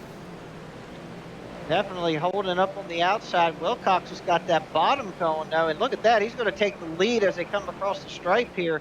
Man, Wilcox has got that, looks like he's got the bottom kind of figured out. Oh, he gets it right out of turn number 2. We got a wreck for the leaders. The leaders have wrecked, and the caution flies right as they come around. No. Oh my goodness. Holden somehow, some way, by some grace of the racing lord himself, will hold the lead. I don't know how he did it, but he hangs on, and oh my God. This is literally the All-Star Race Part 2, just a little bit longer and a lot more exciting, man. This is insane. Watch this. 3 wide, coming for the lead. Starner gets into it. Holden gets clipped by the 53, but has the presence of mind to stay on the brake, gets back in the throttle. Lawrence thinks he's got a chance to take the lead. Not enough time.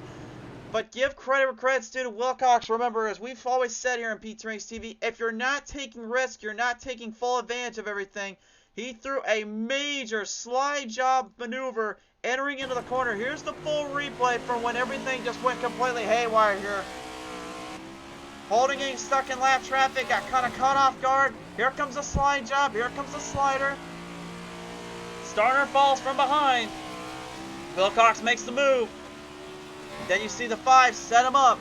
Goes for the move off, comes for the run, gets clipped, takes the hit. Starner takes a hit with a Rise Nutrition, number 14. And everybody drives off from it.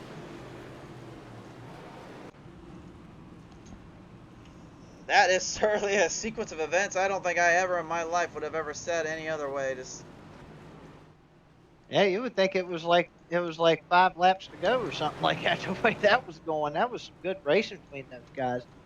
Unfortunately, Wilcox got the worst end of that deal when he got spun around. He lost a couple spots. He's still running sixth though, so he can get back up there. That was absolutely insane. That was crazy to say the least here. But race fans, that is what it's all about here on the Bristol dirt track. The Bristol race has certainly given us a wild, frenetic race to be had and be shown. And the thing is, we're still not done yet. Let's go ahead and take it down now and talk with some of our boys here, as now the number 76 of Caleb Forsyth joins us on the line.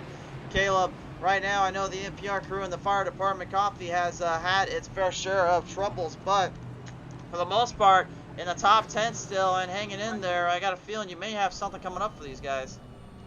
Yeah, we definitely got a long run set going on here, so just trying to keep the car super clean to start off with. Hopefully the track will set in. Running all these caution laps are not helping, but that last little green flag run, hopefully it'll set up better. Well, the caution laps kind of being a bit of a factor here. How bad do you think the black tarmac here, the rubber being laid down on this surface, makes it for these guys to really get a grip or get a handle late in the run? Because we've seen guys throwing it all over the place just trying to find something. So I think a lot of these setups were meant to run, 80 laps of green flag run, and right now they're having to dig to get the car to turn on them, and it's right now. I'd love to see it black off just completely. For sure there. Well, nevertheless, that could very much happen here. We know how these caution laps can definitely break the rubber in, so we'll see what happens, though, for you and your team. But nevertheless, best of luck here on the final laps here at Forsyth. Thanks, sir. The 76 Caleb Forsyth right now preparing up for some more battles and some more hard racing here, race fans. And, you know, when I called the Shake and Bake Racing League last time out on Monday, excuse me, with what was going down there, I was not expecting these next gens to really, with this open setup, be a completely different story as we're watching today. It is all over the place here. Yeah, it is definitely all over the place here for sure. As we're getting ready to get them all wound up here and get ready to go back to green flag racing. Wound up, back on the charge. Green is out. Let's get back down to it, boys. Holden goes topside. Lawrence on the bottom. He's already trying to escape trouble, and there's going to be trouble brewing. Janzik gets slammed off to turn number 2 here, and major problems to be had. Caution back on out. Oh boy, that looked like a absolute mess. I was looking over there and I saw the 40 car just get absolutely turned right on that back straightaway and just nobody to go. Well, I mean, we've talked about how difficult it is to be with the aggressive driving, the aggressive handling these guys can bring to the table. This is another one of those showings here. The 3, though, Patton really did not get off the line here. And Janzik, his thought process was, I'm going to get going. Well, he got going all right. Problem is, he forgot. If you try playing moves like that on dirt, sometimes you're going to get done dirty. Well, he got done dirty all right, and that thing is now tore up, and I don't know if he's got any fast repairs left or not in that thing, but he is certainly being put to a test and a challenge here on Pizza Race TV. That much is for sure. Absolutely, and I'm starting to look at some of these cars, and some of these cars have got the whole front bumper ripped off of them. They're starting to look like modifieds out here. Right now, as we look at the whole field, kind of looking at the structure of this race and everything that's playing on out, I mean, Dustin, I just get the feeling later into this, things could get a little bit more crazy and a little bit more antic-y, and I think with 10 laps to go, that will set. Yeah, I think so. I think it. I don't think we're done with the cautions by no means, and also, yeah, like you said, I think it's just going to keep getting ramped up here as we go on and on. And I don't think we're going to get any long runs in this thing. I think we're just going to get all these little short runs in here. I'd be surprised if we actually get a run that lasts at least more than 20 or 25 laps at this point.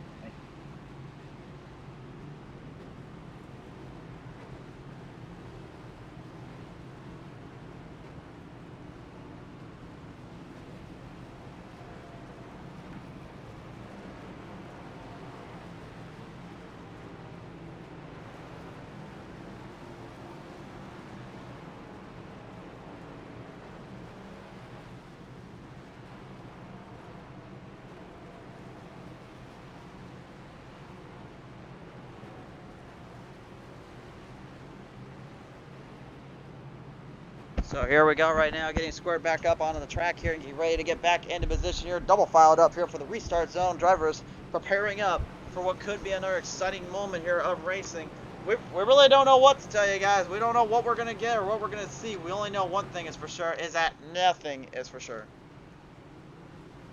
Yes, absolutely. Definitely right. Nothing is for sure. Nothing is for certain until that checkered flag falls. So we'll see what happens here. Yes, it will indeed. Right now, we're going to get him back on the track here and run him, fight him on down. Off the corner edges of turn 4, back on the green flag restart zone, and these boys are back at it. And Boyd Hagen, by the way, now the 96 champion power equipment, after the struggles earlier, looking to try to make a little fight off here on these boys. He knows that short run is playing more into his hands. He's trying to hope for the best in this case. Yeah, he has gotten himself back up in there after the earlier troubles he had. That put him in the back. He's really steadily made his way up through the field, and he's still got a shot at this. He's still got a shot at it indeed. Christian Wilcox, major damage on the rear end. That doesn't seem to bug him none. He's just going to continue to drive this thing into the ground and burn on around.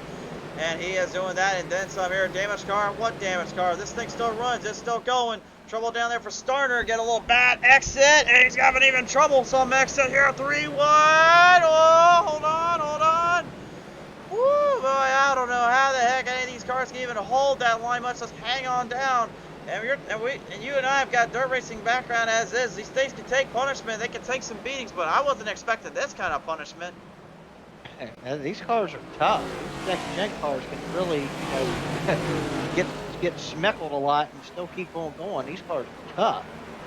They're tough. They're mean. They're green. They're fighting machines.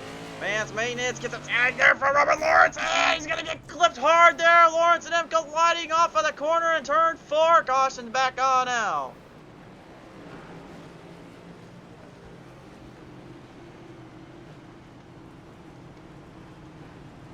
Definitely going to have to take a look at that and see what transpired in that. Well, we were on the onboard camera here with Robert Lawrence when it transpired. I don't know if the old camp, old whiskey number 29 man's maintenance here, Willie Mann Jr. had just got a little too low or close ground there. Well, there's one of the problems right there. Actually, he clips the 3 of Brad Patton, and that's where the trouble started. And Mann Jr. just kind of one of those other guys right now struggling to stay out of problem territory and stay out of the way of the messes, but somehow the messes seem to find him. Gotta give a shout out to him though. He's still in the lead lap and still in the top 10 there, so he is still making a pretty good showing. Just unfortunate there that he got involved in that, but he's hanging in there. He's doing a pretty good job. Yeah, certainly indeed here, Dustin. Well, nevertheless, we got, I think, like 1 or 2 drivers left we haven't talked with this entire day, so let's go ahead and bring him in now. We're going to talk with the number 48 driver of George Young. George, I know right now I mentioned earlier about your Moonshiner run you had earlier in the week, but I would have thought going from that tough as nails legend to this really tough as strengthened up next-gen cup car, I would have thought maybe that would have been a little bit of experience for you to run with today, buddy. Oh, hell no. I need a lot more experience than what I have, that's for sure, to run these things. But it's fun, though. We're having a good time. Having a good time and really bringing up some speed and back on the run here. I'm going to ask you this real quick, though, my friend. As we get a little bit late into the battle here, what's going to go down here for you and your 48 team right now? Well, we're 2 laps down, and there's 2 guys ahead of us, so I don't think we're ever going to get back into contention here. So just going to try to hold on to this spot. Still going to race hard, though. I don't care who's around me. That sounds like a plan. Sounds like a stand on jam. Well, nevertheless here, George, thanks for your time here, buddy. All right, man. Thanks. 48 George Young right now on our call list, having a little chat or two with us. We'll take it down now and have a listen in with Jason Taylor and the number 15. Jason, I will say right now, I feel terrible that car is destroyed and completely just beaten and battered, but you know, unlike what most people say about those Fords, this Ford is still running hard and it's still running good. Well, yeah, actually everything temperature-wise is good, but yeah, I know it has to look rough. I think I've hit everything with the lottery tonight. I would say so. It's at least a little more open and for aerodynamics in the car. I'll say that much too. Yeah, I guess so. Getting some air in there. Hopefully, I don't suck up too much dirt and get it in the engine and be like them Childress boys the other night. Yeah, I'm like a fish out of water here, and dirt is not my thing. So I'm just trying to hold on here. Still having a little bit of fun down there with it, like some folks have told us. Oh yeah, it's fun. I wish I was better at it, but I knew going into this what it was going to be. But yeah, I'm kind of getting the hang of it. getting it sideways now without wrecking, so that's kind of cool. For sure there. All right, well, nevertheless, looks like we're about to get the green back on out. So, Taylor, best of luck as you finish this race out, man. Hey, I hope I have it. Thank you, Chris. No problem. Jason Taylor, ladies and gentlemen, the 15. He's a former race winner in his own right here on Pete's Race TV, but it looks like tonight may not quite be the second time we see him in victory lane. Boyd Hagen, though, Dustin, right now, after all the trouble and all the issues he had earlier, now has a chance to make or break this race here up with the boys here. Absolutely, he's got himself up on the top spot, but he's got Hal Holden there, Daniel Starner's in there, Christian Wilcox. The good guys have been up front all day long here, so we're gonna have to see if they can put up or shut up now. Put up or shut up indeed. Back to the green. Back on. Here we go once again as the dirt flies onto your television screens. Boyd Hagen's going to lead him off of turn 2. Sterner goes down to the bottom there for just a minute, and he just doesn't get the run off there. We'll head down into turn number 3 here. Slide job city thrown again. Slider from the bottom, depth below to the heavens above for a minute. The 14 gets a good run off there. Holden trying to get right at that 96 of Hagen. Hagen not giving him any room. Oh, but Hagen gets to the wall on the outside. Now it's time for Holden to strike it up and take it from him. Yep, indeed. He did the same thing as Sterner did earlier in the race. Got way up on the outside. Oh, a little nudge there with him and Wilcox, but they straighten it out and they keep it going. You can't get into that wall whatsoever, but again, you have got to take a high-risk move to get all that speed, because that, honestly, is where the tacky stuff is. That's where the run is. These guys know it. They have to get up there if they want to head up as much speed as they can get. It's either that or you set the car up for a bottom run there. And the bottom lane is a bit of a tricky nuisance sometimes, and it's definitely been giving these guys some headaches here and there, but boy, my, this has been absolutely chaotic to say the least, from trying to find a line, much as trying to get the car to stick on anything today. Absolutely, and the longer this goes, the more that track's going to break down, and the more these guys are really going to have to wrestle these cars around, and we're getting to that point. As the laps keep winding down, we're getting close now to almost 30 laps to go here very shortly. Some guys that you would have thought had been in this battle or in this hunt earlier on have been completely disrupting that and been thrown around a bad luck boner for you too. And that one being Jantic here, as we got problems down there for Thacker and looks like Sheldon Pearson, as a 56 comes to a dead stop here with Pearson up top and Wilcox easy down there with Starner, bud. And I think the old Beaver has finally went back to the dam at this point. The whole hood of that car is completely gone. So the Beaver, I believe, is gone to Beaver heaven at this point. I think the Beaver might have been put back into his hole in this case. Looks like Eli Childs came around on turn 1, clips the 56. The 8 Sheldon Pearson was doing everything he could just to avoid trouble, and somehow he finds trouble. Take a look at it from one more angle here. We're going to take a look at Sheldon Pearson's onboard camera, and this is just that whole scenario we talk about time and time again, which is just you have got to keep literally 3 eyes in the back of your head and the front and the sides as well, just to even see what the heck is coming your way. And even then, there's still not enough time to react to it. And you can see Thacker, when he got into it there's no brakes really to be gripping with. And he knew it, so did Pearson. Yeah, and that's another thing too, different from asphalt and dirt. On asphalt, you can kind of get yourself slowed down when you get on the brakes. It's not as, I guess, not as twitchy, I suppose, as if you get on dirt. Sometimes it's really hard to try to get yourself woed down and not wreck yourself while trying to get woed down. Sure, there with only about 30 laps remaining here, race fans. This is getting closer and closer to the ends of the track and the ends of the reigns. If you are new to the channel here as well, we do ask if you would like to follow us up here on Facebook, head over to our YouTube and subscribe here. It really does help support our show and support our channels. We can definitely use all the love and support you guys can bring to the table. So thank you again for everything here on the track and on the surface here.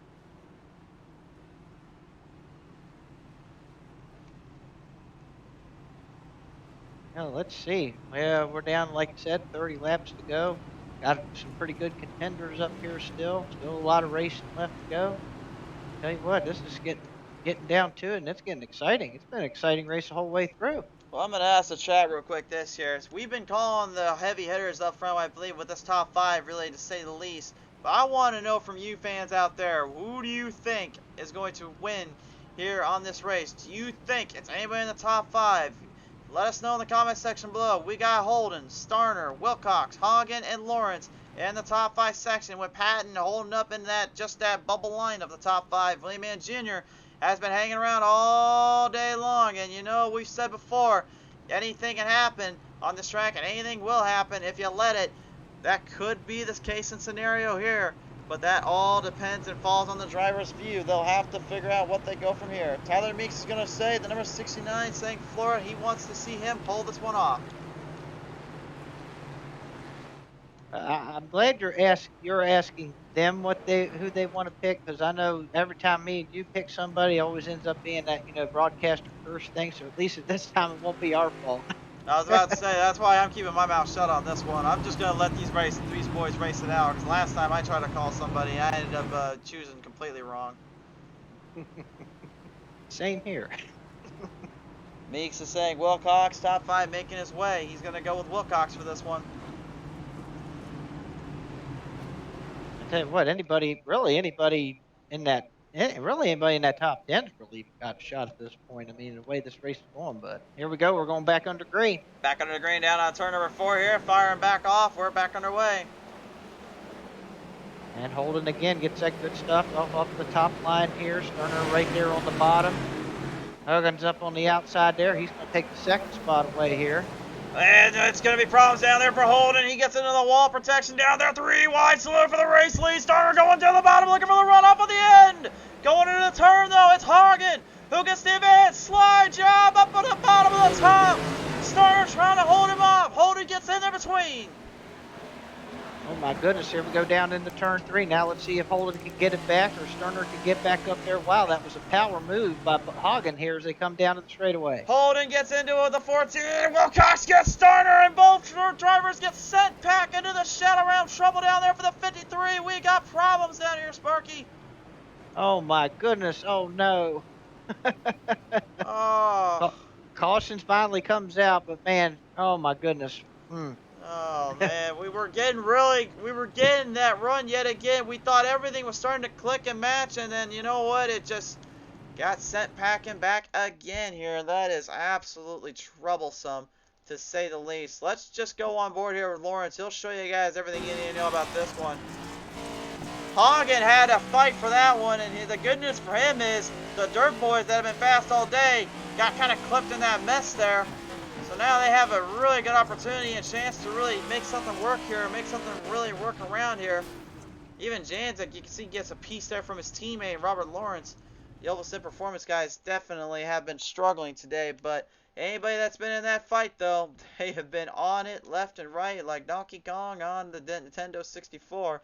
But this has not been the same way you would have wanted to see it here.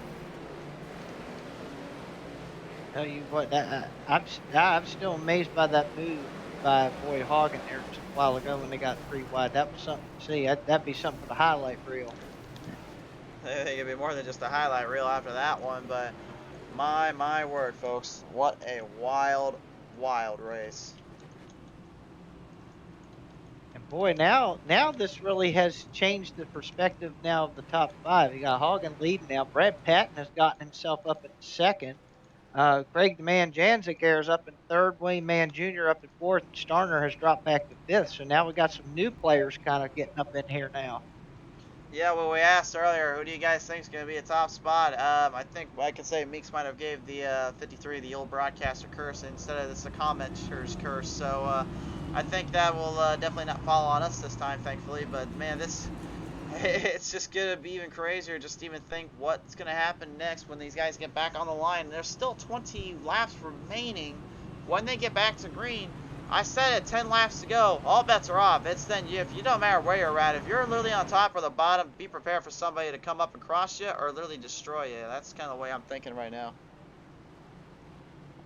I definitely agree with you with that. I think with about 10 laps to go, there's going to be a lot more banging and people will give, not really more or less taking more than giving at that point. if you take it more than you give, then you better watch out for the rest, and that certainly is the case here. You better not take too much. You better not take too much. You end up like what happened in the Cup race, unfortunately. Yeah, it could definitely be the case here, and could be the troublesome spot. Nevertheless, the race fans, we're getting ready to field them back on in, and we're ready to get this one squared up once more. I really could not tell you what's going to happen here. All I know is this could get wild. Back to the green. We're back underway.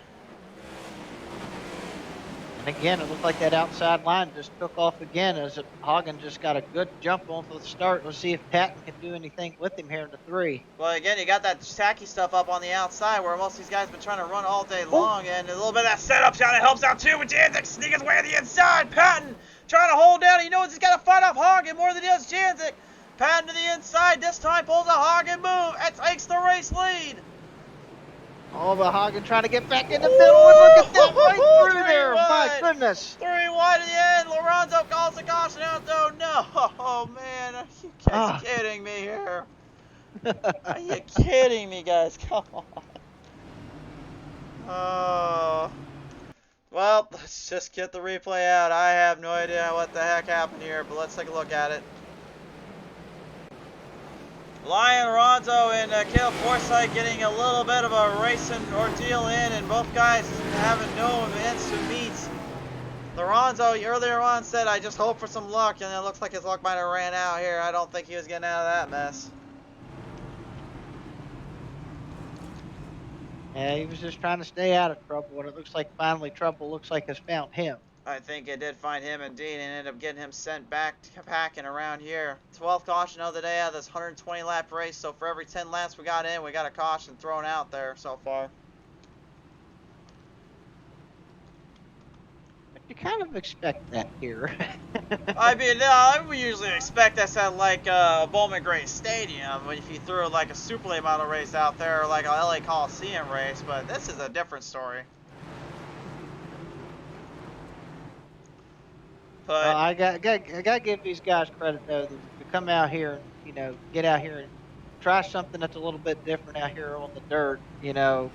I give them credit. They're doing what they can out there. it's anybody's guess who's going to take this one home. We're done trying to figure that out at this point. If Patton can win this race, though, Dustin, he will be the first driver in PC Race TV ever to go and win on one time asphalt, and then on the same day win on dirt. That would be historic, to say the least. And right now, the Wrangler 3, well, let's just say he's kind of living up to the old Intimidator reputation and making a big amends here at Bristol. That car definitely looks like it's definitely been used up a lot, but it's still going. The engine's still underneath of it. You got a good driver behind that car. And, yeah, definitely that would be very historic if he goes ahead and pulls that off here tonight. He's got a good shot at it. For sure there. Right now, field getting more closely regarded, closely in the pack and in the fight here. Drivers ready to bring the speed, bring the momentum, and bring the drivers on down. We'll have about 15 laps remaining on the next restart zone. Yeah, and we still got 14 cars on the lead lap. So we still got that going on. There's still plenty of guys that still got a shot at this thing. I consider it like a Talladega race at that point. That's pretty much kind of how it is with this track. Checkers or wreckers. Well, it's not even that. It's just anybody can take this one home if they want it. 15 laps to go. Somebody is going to win this. Which one's it going to be, though? Our flagman throws the green high in the air. The clouds getting a little dark. They better get racing before that rain pops up, but the green is out. There we go. Patton down into turn 1 and 2. Hagen trying to get off the bottom. It's a little slick down there. He's still able to hang with it. Let's see what they do as they go down into turn number 3. Starner looking to try to sneak one on both of them here. Hagen and Patton getting into it a little bit off the turn. Starner is looking for his first win here in the next gens. He's trying to take him down as we got another caution. Hagen will not get ahead of Patton in time. Childs and then bringing out the caution flag here, and this is getting pretty hard to watch, unfortunately, because these guys, you know how good they can drive and how hard they can race, but this is getting very, very difficult, I would say, for these guys to really take full notice of and really try to keep everything on control. Absolutely, and I tell you what, that caution, that caution came out just at the right time for Patton because he had just gotten into a wall, was about to lose that lead when that yellow came out. So that was kind of a saving grace. You can see right here, coming off turn number 4 here. Unfortunately, Taylor and Childs getting into it. Childs losing a little bit of the control off the corner. And really the biggest problem again was that 9 he's just trying to find speed and trying to find a way to hold the line down. But again, this Mad 9 is just not able to find it. And really, again, I think a lot of it just has to do with the complete inexperience that a lot of these drivers are facing. And maybe in some ways, maybe trying to be a little too serious with this race. Yeah, I definitely agree with you there. It just seems like it probably is, again, like you said, these guys hardly ever do run on dirt. So, for most of these guys anyway, in this series, they mainly all just run on asphalt. So, that inexperience, yeah, it's just trying to, run a track you normally, with a different surface on it that you normally are not accustomed to. And it just, just try your best, try as hard as you can. And sometimes you can get a little bit overzealous, I suppose. Sure there. Well, nevertheless, though, we're still just a few laps away from finishing this race out and completing what I really am going to say is the war on dirt. Because that's all it has been. I think in total we've had like, what, 15, 16 lead changes with 7 or 8 different drivers. Patton's led, Hoggins led, Starner's led, Wilcox's led, Janzik led earlier, Holden led earlier. And if I'm missing anybody, I think maybe that might be it. Yeah, that might be it. So pretty much almost you can count them on both of your hands of how many lead changes we've had tonight. Yeah, the lead has changed. It's been very competitive as long as had a couple of laps to run here. There's definitely more than one hand that we've had to pick on who's led and who's not. That's for sure. And it looks like we're gonna have 9 laps to go on this restart here in the A main for these guys. So, I mean, this is gonna be something here to say the least. And when we come back, commercial free after this, it's time to finish the race at Bristol Dirt.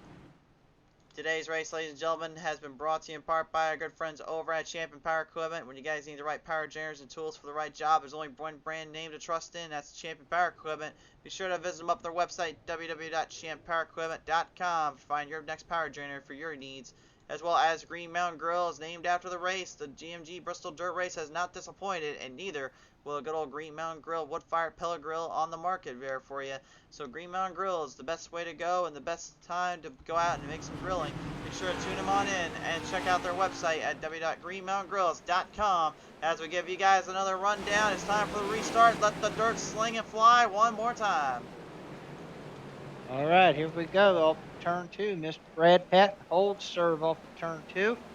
Boyd Hogan just staying right in his tire tracks. He's going to try to go to the outside as they head off of turn 3 and come off of turn 4. Commercial free from here on out, and right now I would say a lot of these guys may be looking for not a commercial, but looking for a break or something to help them out. Patton, you saw go to the bottom, trying to block Hogan. Hogan got smart though. He saw what Patton was up to, goes to the bottom, looking to try to get the pass. He's not going to get it though. Lorenzo and them calling for a wreck and a caution here yet again.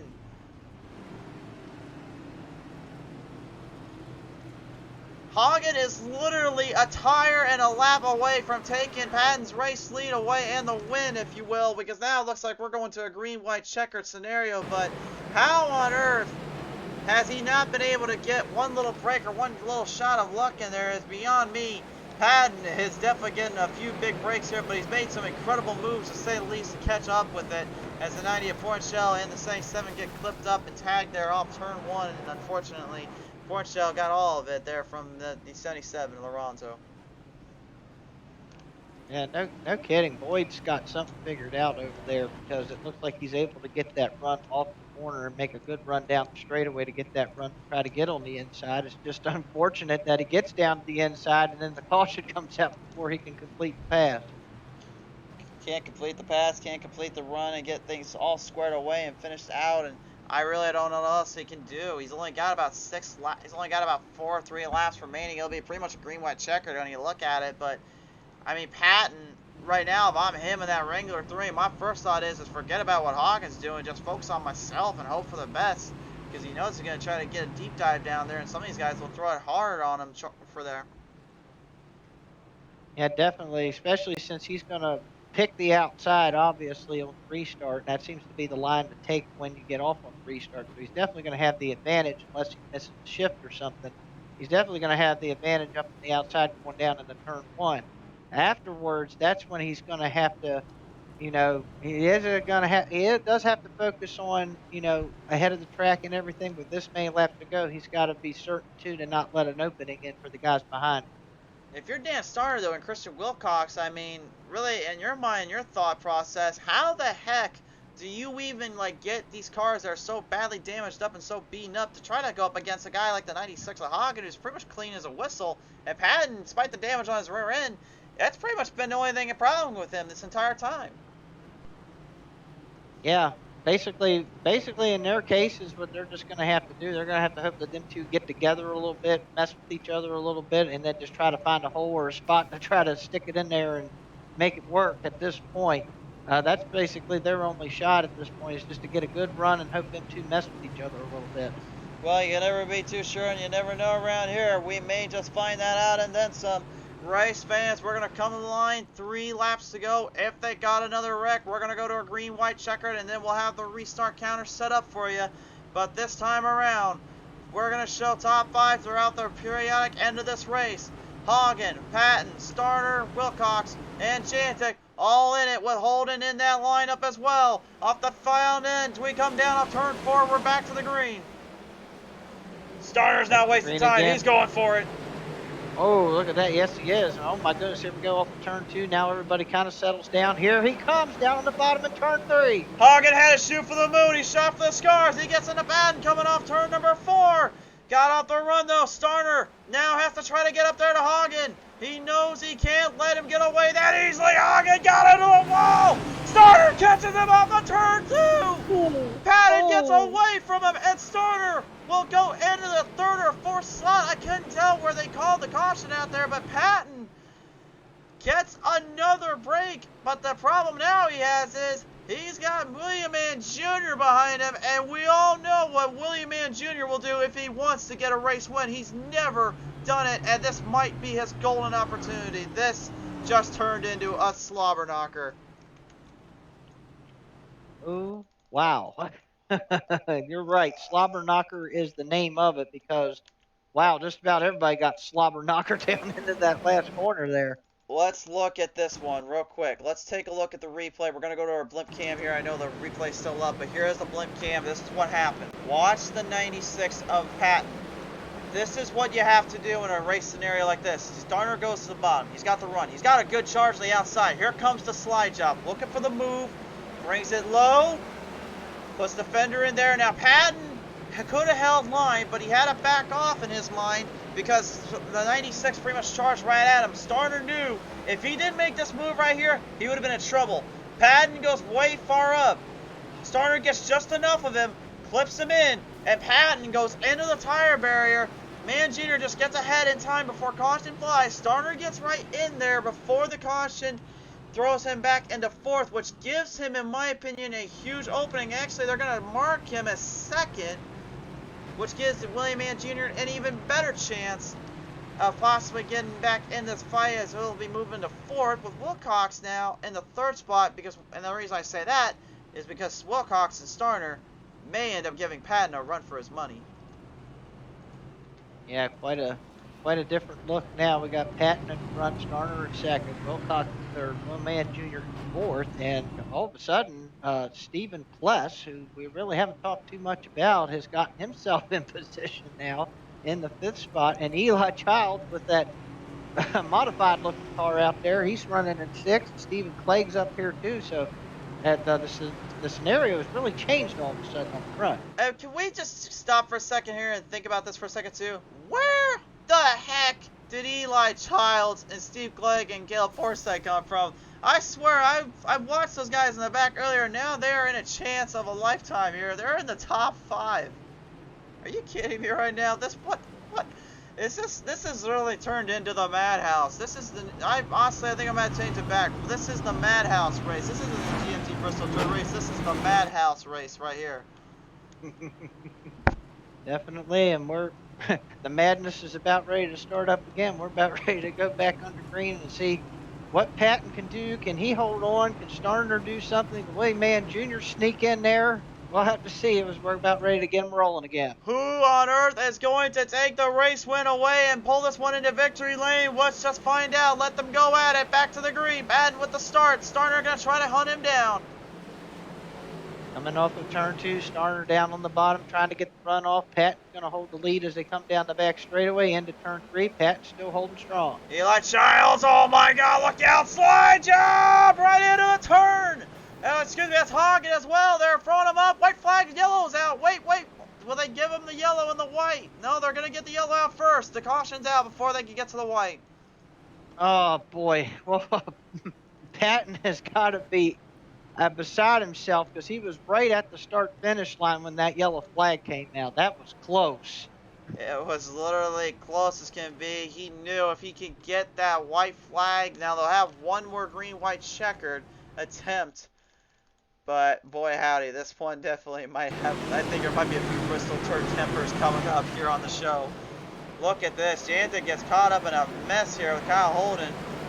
Everybody looking for openings, looking for runoff, and Thacker just completely drove it in at the 90 at Foreign Shell, and at that point, it really wasn't anywhere else to go. Again, Thacker really in his mind was just thinking, I just got to make a move here. Something's got to be done or I'm in trouble here.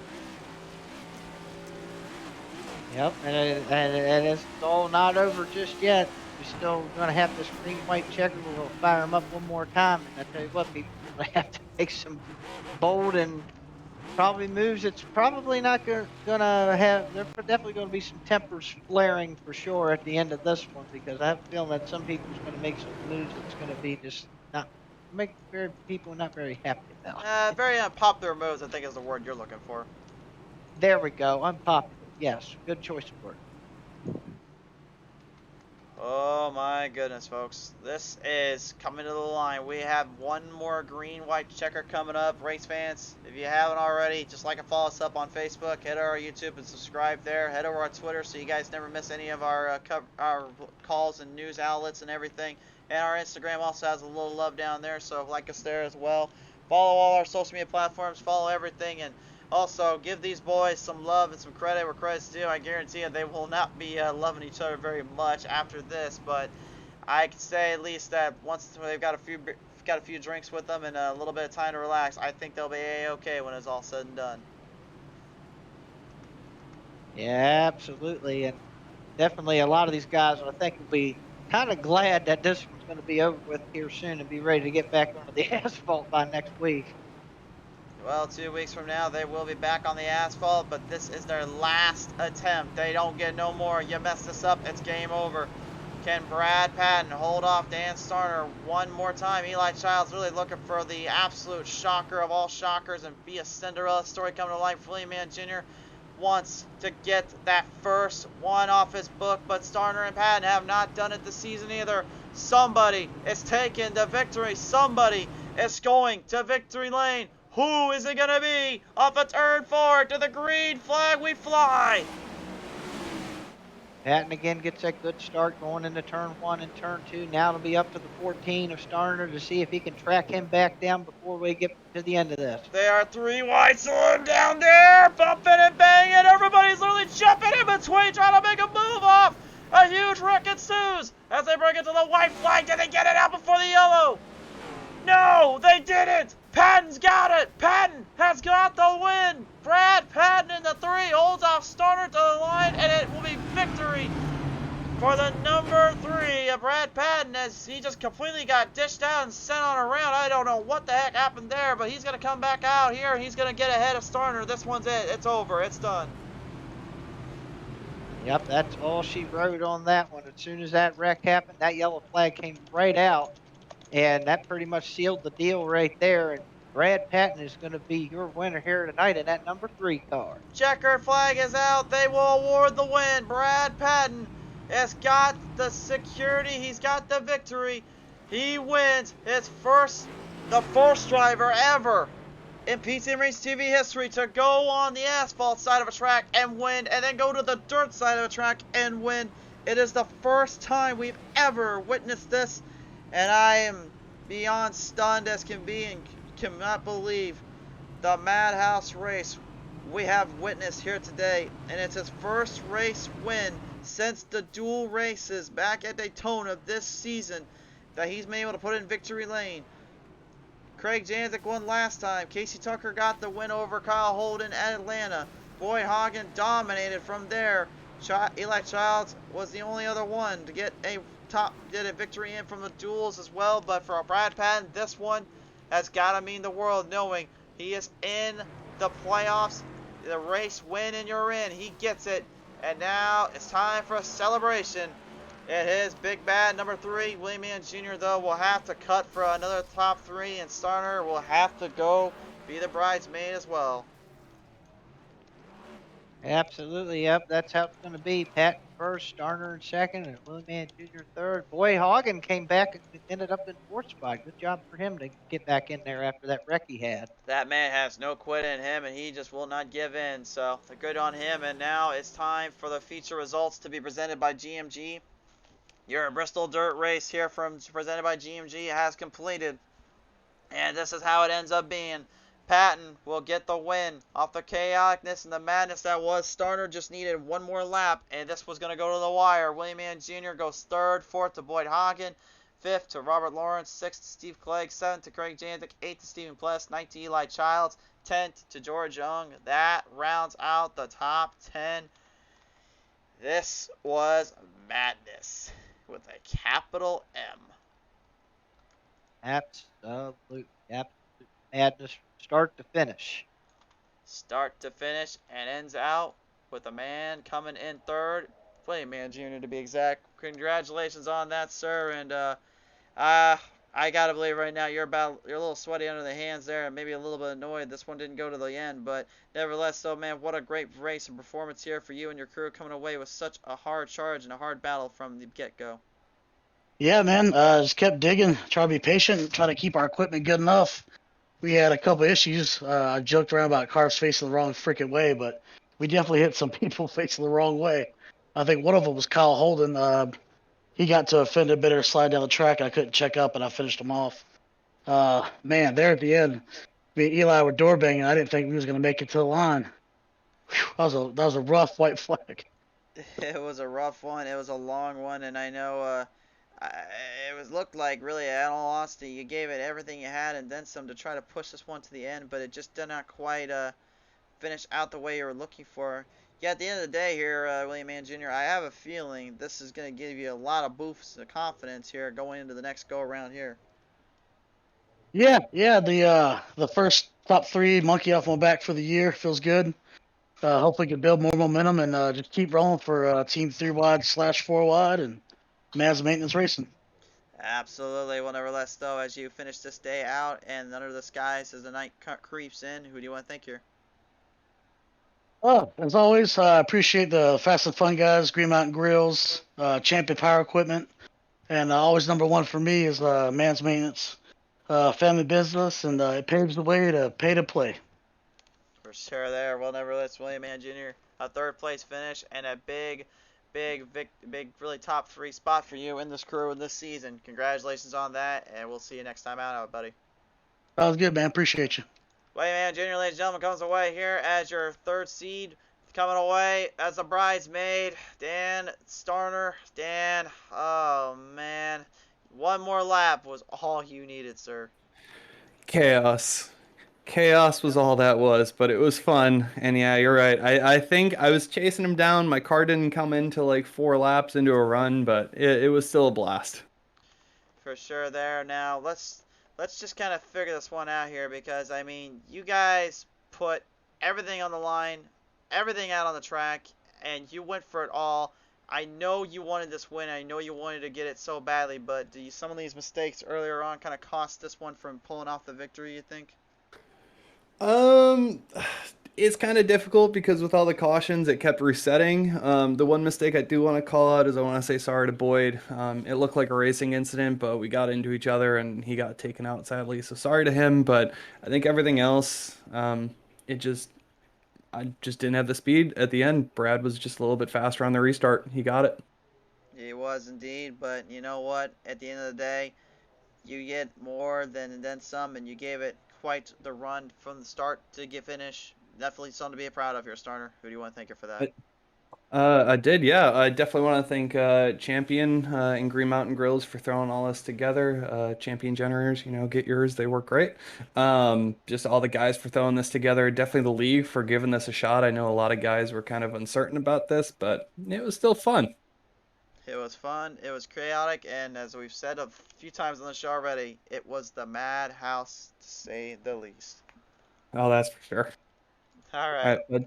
Ladies and gentlemen, your second place finisher today, Dan Starner, in the number 14. He'll go second to this man, his first race win of the season, and a lock into the playoffs. Brad Patton brings the 3 into victory lane, and like we've said a few times with the Intimidator in that number 3, he put the fight and the boots up here at Bristol Motor Speedway, and Patton, I got a feeling you definitely are glad to get this one off your back.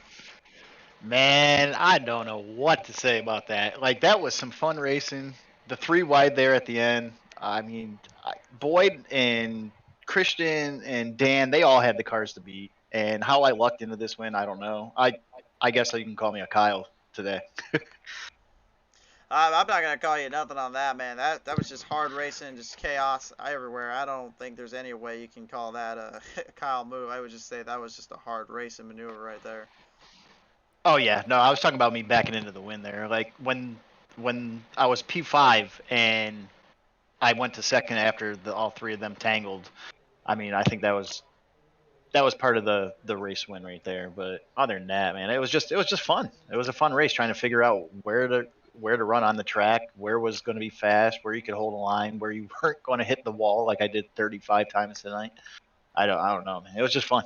For sure there. I meant by the Kyle thing, I meant like you literally had to still work for this one. You still came away on top for a good reason. As you come away with the victory and pulling off this one, my friend, who do you want to thank you for this? I'm going to thank you guys. I got to thank Green Mountain Grills. I got to thank Champion Power Equipment. Thank Eli and Kevin for the league. Got to thank my 3 wide motorsports. We swept the top 3 for the first time. I'm pretty proud about that. And yeah, I ran the wrong car tonight. I was supposed to be in a Ford and I accidentally picked Chevy, so that's why I was running the Wrangler 3 car. So that was my mistake. But yeah, I hope everybody enjoyed the show, even though it was a lot of cautions. Well, maybe the Intimidator was riding along with you to pull this one into victory lane with you, buddy. Congratulations. Thank you. Ladies and gentlemen, Brad Patton pops away with the W and the victory. And let's just kind of go over this real quick here. Sloan Acre to finish out our night.